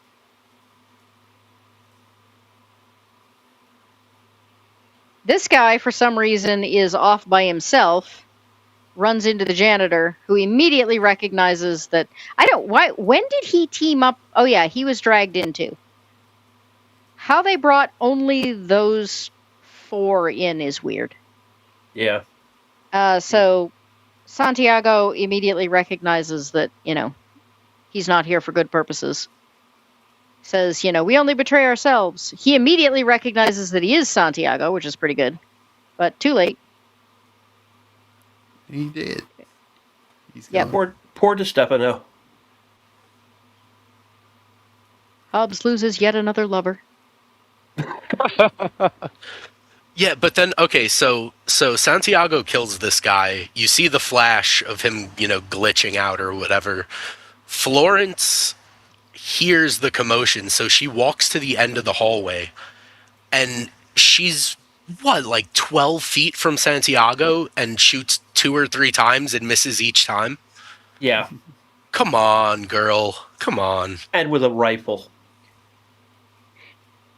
I was thrown out for being willing to commit violence. I never said I was good at it. And once again, didn't we say Santiago's got to be somewhere around 50 years old? He can't be lightning fast. Come on. Yeah. You should have hit him. Ooh, excuse me. So apparently he says, I couldn't stop them or whatever. He's been shot. And then he puts a knife to this guy's throat when the guy's trying to check up on him and says, I am Santiago. As the guy realized he realized that Santiago has a chip on his chest. Yeah. Which, it makes no sense. Tons of people have chips. I guess you'd have the chip removed if you weren't working for him anymore, like Pinocchio did, but if you're homeless, it's not like you've got access to a doctor. But anyway, he says they're going to come to you. They're going to, try and get... They're going to try and do a trade. And he's like, we're not going to do a trade. And he's like, oh, yeah, you are.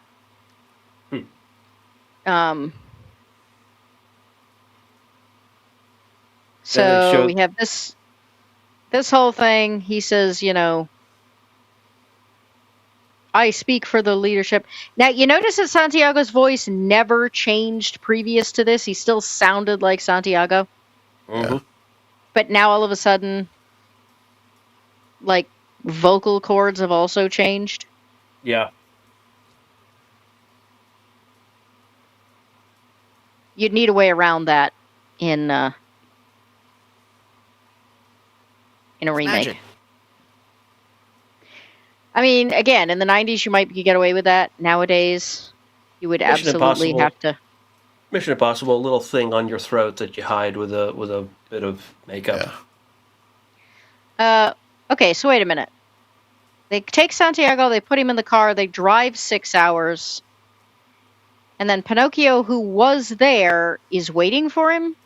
Yeah. I didn't catch that one the first time by, so I don't know how that works either.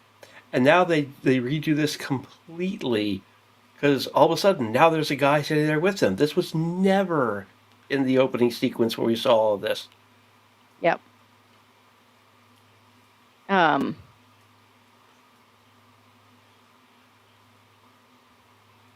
and they let them drive away before they even take the hood off. What if it wasn't even the guy that looked like Santiago? Yeah, I was gonna say he doesn't even have to they didn't even have to change his face because they don't even bother to check. Yeah, neener. Yeah, like what does Hobbs basically say to justify it? I think he says like they had guns drawn on me, so I kind of just had to take them for their word that it was Santiago under the potato sack. Yeah, but he doesn't check him on this end either. Nope. And there's only two guys. I'm not justifying it. It's ridiculous. I'm just saying that that's like somehow his excuse. But this guy even says, "I'm not Santiago" in Santiago's voice. Yeah, so they've changed his vocal cords too. And I mean, did he really change his entire body? Because that is definitely not. Yes, there's the no chip, but did Santiago really have the time to do the wipe thing with his entire? No, it was just the face. Right, and yet that is definitely the body of a late 40s, Older man, 50-year-old white man. Mm-hmm. So again, this would definitely need some modification if this were remade today. Yeah. But I like the base idea overall. Yeah. And I love the fact that this guy is so his relationship with his son is apparently so shit that he never realizes there's something wrong. Yeah. Because he's like, oh, they found that, they fell for our trick. And he's like, what trick? The trick that Santiago's still alive. Oh, that wasn't a trick. What? Never seems to have any idea. Oh yeah, the eye color apparently also changes. Yeah.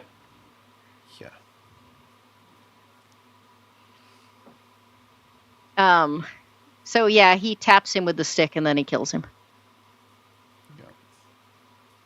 And somehow that completely ends any rebellion whatsoever. Not that alone. He infiltrates back into there and... It's very sudden, though. We've had this, 45-minute step-by-step thing, and then poof, everyone is now in arms, and now in chains. Santiago apparently can just put his face back on with absolutely no issues. Shaving. Yeah. And shave his head. Yeah. And regrow his mustache. And change his eye color back. Choose Waters out.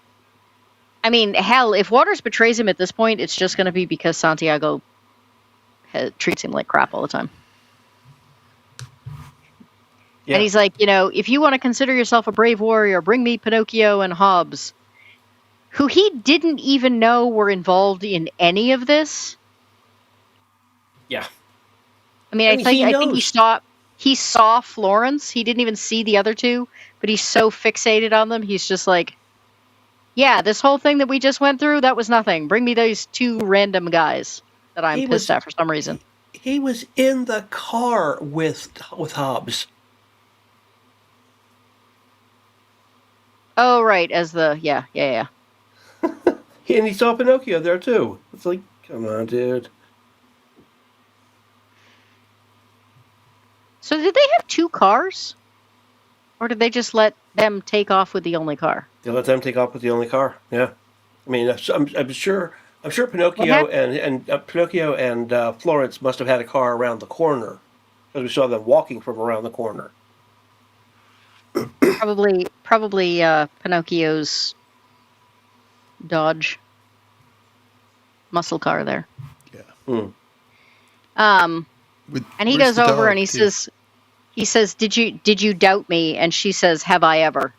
And that apparently is an acceptable answer, even though she didn't really answer the question. And that's the end of the episode.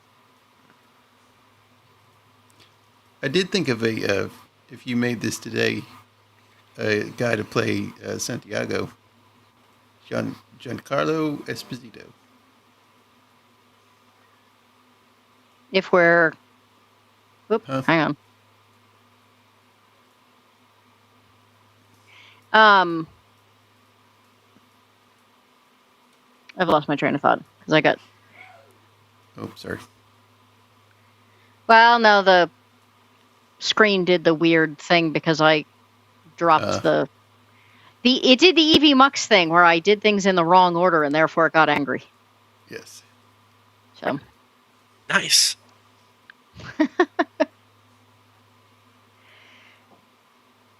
So yeah, who are we recasting as what? Santiago, Giancarlo Esposito. Make it work. He's a little too old now, but Yeah. Plus, I don't know. He's too soft spoken to be a generalissimo like Santiago has been. I don't know. I still think he could pull it off. I mean, part of the issue is that Terry O'Quinn would have to have been older in order to make that work, really. Yeah. Danny Trejo could do it, and they wouldn't have to change the name. Yeah.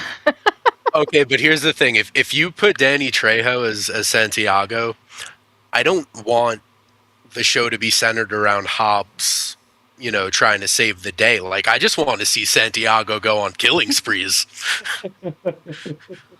This is my world, and this is my world, and I'm going to take it. Coke-fueled killing sprees. Like, just imagine Danny. Sorry, go ahead. I was going to say, what's the name of the guy who was the traitor there? Escalante. Oh, Cruz. What's his first name? Dang it. Starts with an R, Raymond. right? Raymond. Yeah. Raymond. I'm just wondering what he looks like these days. Because wouldn't it be entertaining if you just bump him back into the show, but in the position of Santiago? He could do it. Yeah, that could I'm work. looking at a picture of him right Probably. now. He's wrinkled. He's older, but he's still in good shape. Looks like. Yeah, he doesn't look bad. Has a little bit of white in his beard. Good for him. If you type him in, the first thing it comes up with is Breaking Bad Raymond Cruz arrested for spraying women with a hose. Yeah, that was a couple months ago or a year ago. I remember that. Well, I guess we can get him on the cheap. 2020. Well, no, the picture's from 2023. This is from September of last year. So we might have to bail him out of jail in order to get in the role, but yeah, but then he'll work for cheap.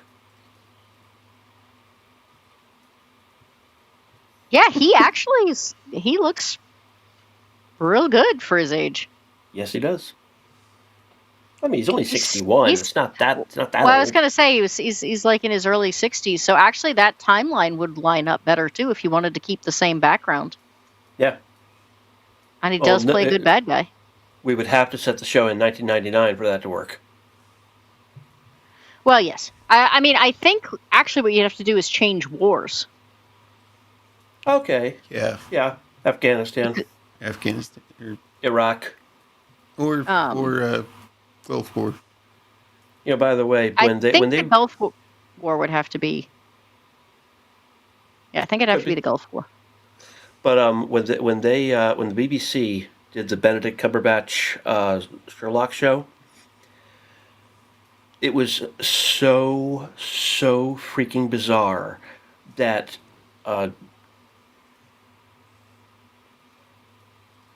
Watson's character had to think of his name. I was thinking I had Wilson stuck in my head for some reason. Like, no, come on, Watson. His origin was unchanged. Yeah, that was cool. Because in the original story and in the BBC remake, he's a doctor in the English army who got injured while fighting in Afghanistan. And I'm like, how the bloody long have the British been fighting in Afghanistan?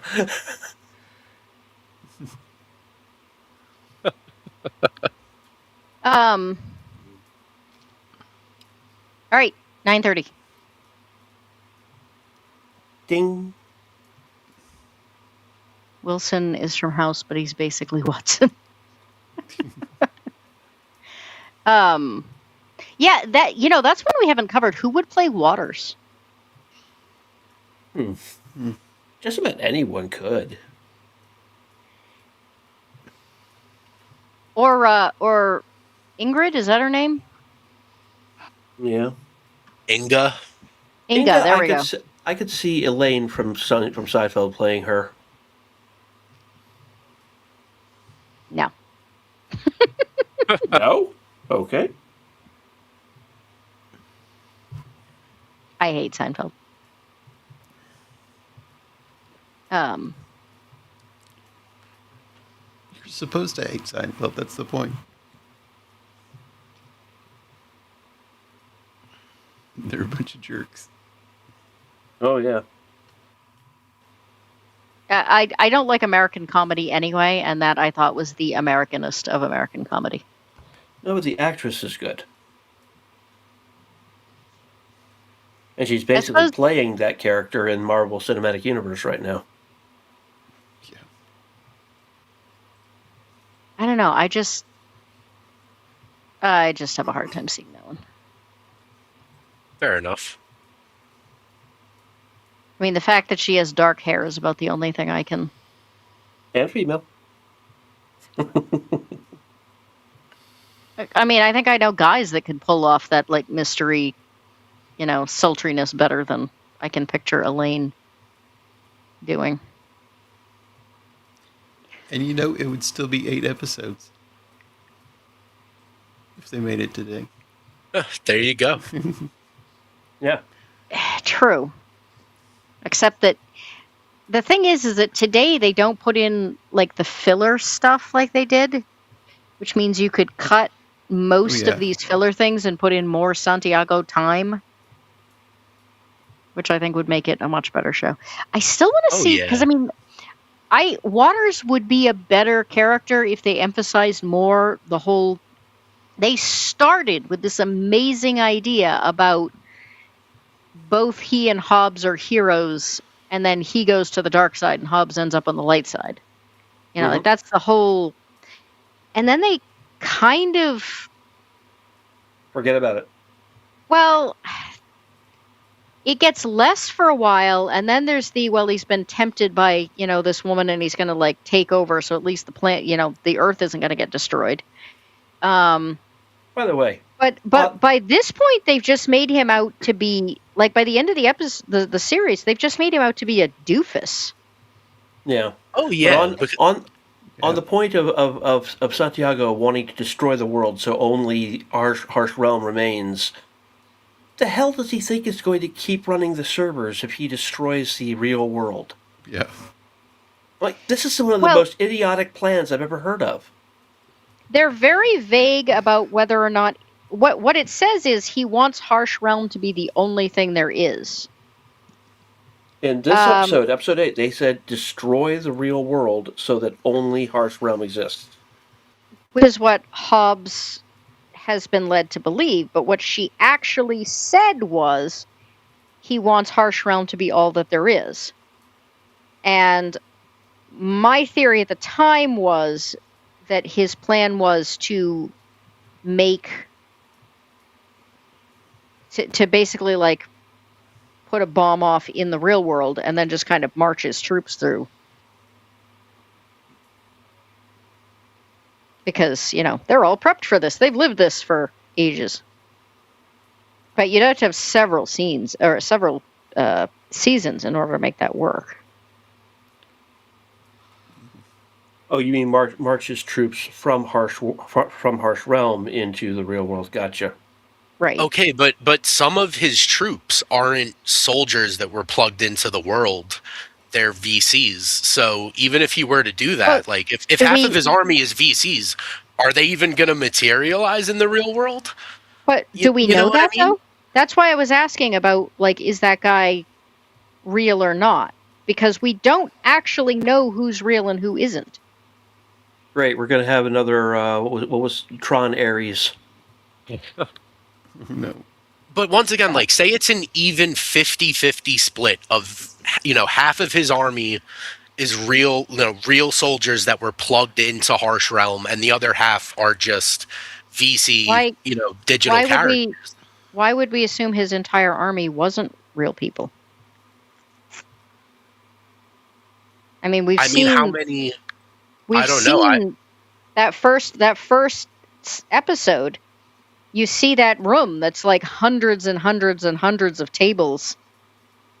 Yeah, but that doesn't mean that all of them have joined Santiago. They simply could have got killed. They could be pulling, like the guy on the farm. Like, I granted, a good chunk would be real soldiers, but I also think there's no way all of them are. I would still assume that, whether it's like these VCs think that this is real life. So for their own safety or security or power, they would still join with Santiago's army if it was a matter of being safe. So then, once again, if a chunk of your army are VCs, what happens when you try to bring them into the real world? It wouldn't work. Well, but even the VCs are supposed to be people who are in the real world.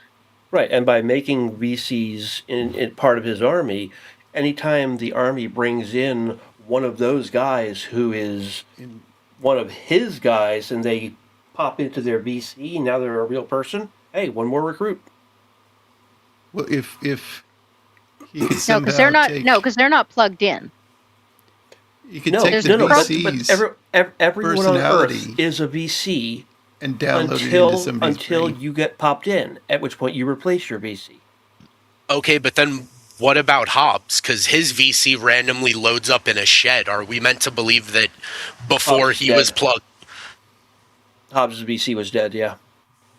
Was it? But had to be. What if he takes all his soldiers that are VCs and downloads them into their real life person? Their muscles would be atrophied. No. They're copies of everybody in the real world. So if they're all VCs, I think Dutch is missing the fact that there is VC a difference into the real life person and takes over their personality. I think Dutch is missing the fact that there is a difference between the VCs that are literally just programming, who are not plugged in, and the VCs that the military has plugged in, who are quote-unquote real people, but in VC bodies. Well, what would have happened if Hobbs' wife had been grabbed and tossed into the game while her avatar was still running around? Would there have been two of his wife? I figured she would replace the VC. Possibly, but what I'm saying is it can't go the other way. Well, no. If he has VC army people that are not plugged in, he might learn something about their personality. He might learn who he's likely to be able to trust in the real world. But they are not automatically part of his army in the real world because they haven't experienced any of the horrors of Harsh Realm. No, but my point was, when somebody does get put in who's one of his VCs, that VC now becomes a real soldier, and he has a potential recruit. Right. If I understand you correctly, yes. Then you understand me correctly. But anyway, I want to give everybody time to plug their stuff.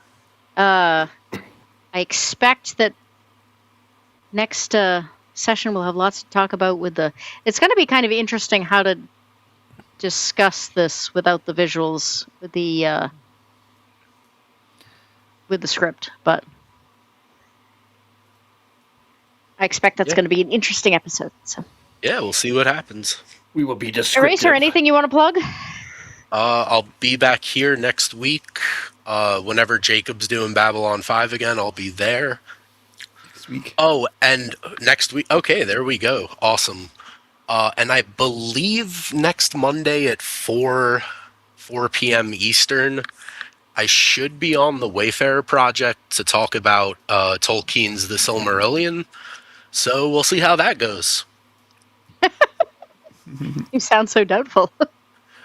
Dude, there's a lot to talk about with the Silmarillion. It's dense. It is. It is. It's like trying to have a single episode show on the Bible. As long as Anna is there, it will be entertaining. Oh yeah, I'm looking forward to it. It's just like I said, there's so much to talk about, man. Oh yeah. How long do they think this show is going to be? Oh, I mean, they're going chapter at a time. It's not like we're talking about the whole, 500 years of the First Age. It's just even within one chapter, there's so much shit. There's a bunch of stuff. Yeah, I love the Silmarillion. Be a marathon stream. Enzo. Yep. What you got going? I guess Tuesday we'll be doing Nielsen ratings. Probably talk about Sam Neill, and Tuesday night Abomination AJ's channel for Tighten Up Tuesday. And then Wednesday, the movie that we watch, I'm going to re-release one of the old ones from 2023, Dante's Peak. Me and Meg watched that a while ago, and I managed to get it past copyright Universal. So, yeah, that's a funny one. It's a good movie. And yeah, other than that, we'll be, streaming on my channel Sundays, watching more Baywatch Nights Season 1. It was epic watching the first 2 episodes last night. So, fun stuff. All right. Jacob? Tomorrow night I'll be going over the movie for a few dollars more. Thursday and Roman of the Empire's show will be... it's been pushed back several times, but we'll come hell or high water, we're doing Logan's Run. I don't believe you. I will be here believe next you week. when it actually happens. That show honestly has seemed doomed from the beginning. It's like the universe does not want that one to happen. Right. But yeah, I'll be here next week. Sweet. Dutch. Wednesday, I might be on Brown's show. Might not. Depends on if he has space. Thursday, I might be on Price's show when they're covering the pilot episode of A-Team. Friday, I might be on Jill's show if she's back on Friday, because she's been out for a week. And otherwise, watch this space. There's lots of mighting there. I know, right? Dutch is very mighty. Good one. I like that. All right, so we are finishing this off next week, which of course is going to be a week later than we had planned, which means that my next week is going to be very busy. I will be here on Monday. I will be on Jacob's show for Babylon 5 on Tuesday, and then we are beginning the new season of Slice and Dice on Wednesday. We're going to be talking about the Critical Role effect and what the Critical Role has done for or against role-playing, and the Professor DM will be back. So, should be an interesting show. I thought I should have one, person who didn't hate Critical Role on the show. So, pretty sure he can hold his own. And my little plug, we're down to 3 people, so this probably isn't going to do a whole lot, but I'll try. This is Zephyr. Zephyr is my old man. He is 13, pushing 13, and he has a vet appointment a week from Wednesday. And we're not sure he's actually coming back from said vet appointment. I hope he is, but he's been in very, very rough shape recently. And just taking him into the vet is going to be $350. But he's got to go, and don't know if there are new meds or new anything else he's going to be able to get, but this is one of those, if anybody has a coffee they can do without forget me, Zephyr could use your help. He's his whole back end is kind of been giving out for years, and he doesn't deal with the heat very well, so it's much worse when it's hot. And we kind of have to make the decision, like, next month is going to be really hard on him because it hits, well over 90 degrees for most of August here.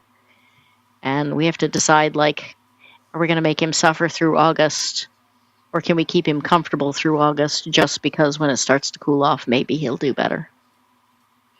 And are we going to try and nurse him through another winter because he does better in the winter, but then if he passes away, we can't bury him. So there are going to be a lot of really hard decisions to get made. But we got to get him to the vet. And if there are other medicines or other treatments that we can give him without things being too invasive, we really want to kind of give him the chance if we can. So Yeah. I have had him since he was 6 weeks old.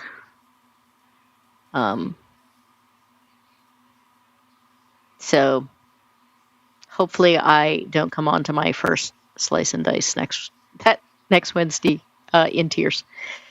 So, hello, Mr. Hunter.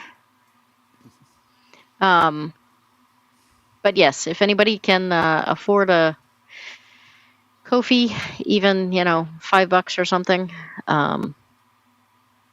his meds have gotten his meds have gone from being like $20 for 2 months to being like $60 for 2 months, just because of the price of medication.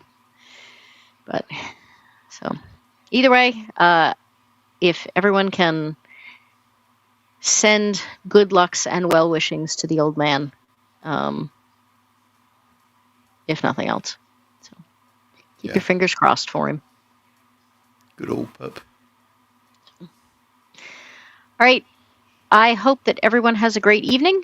I probably should have done this at the beginning so we weren't ending off on a downer note, but and so that we had more than 3 people here. But I hope everyone has a great night. And we will see you back here next Monday. Happy headbutting. Indeed. It's a fucking good. Eclectic Goats got videos of indie authors and cinema love. A passion for the weird and the strange. She's heavily dressed and only slightly deranged. Come and meet the eclectic goat, lover of classics and whiskey notes, disciple of horror and the written word. Happy headbutting, come join the herd.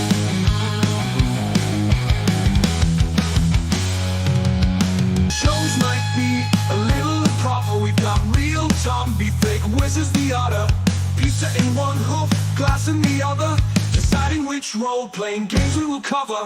Come and meet the eclectic goat, lover of classics and whiskey notes, disciple of horror and the written word.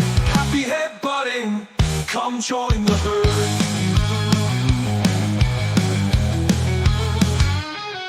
Got a thing for black and white screens, crappy horror with low budget scenes. Choose on the history, spits out the lore. Time for another whiskey pour. Come and meet the eclectic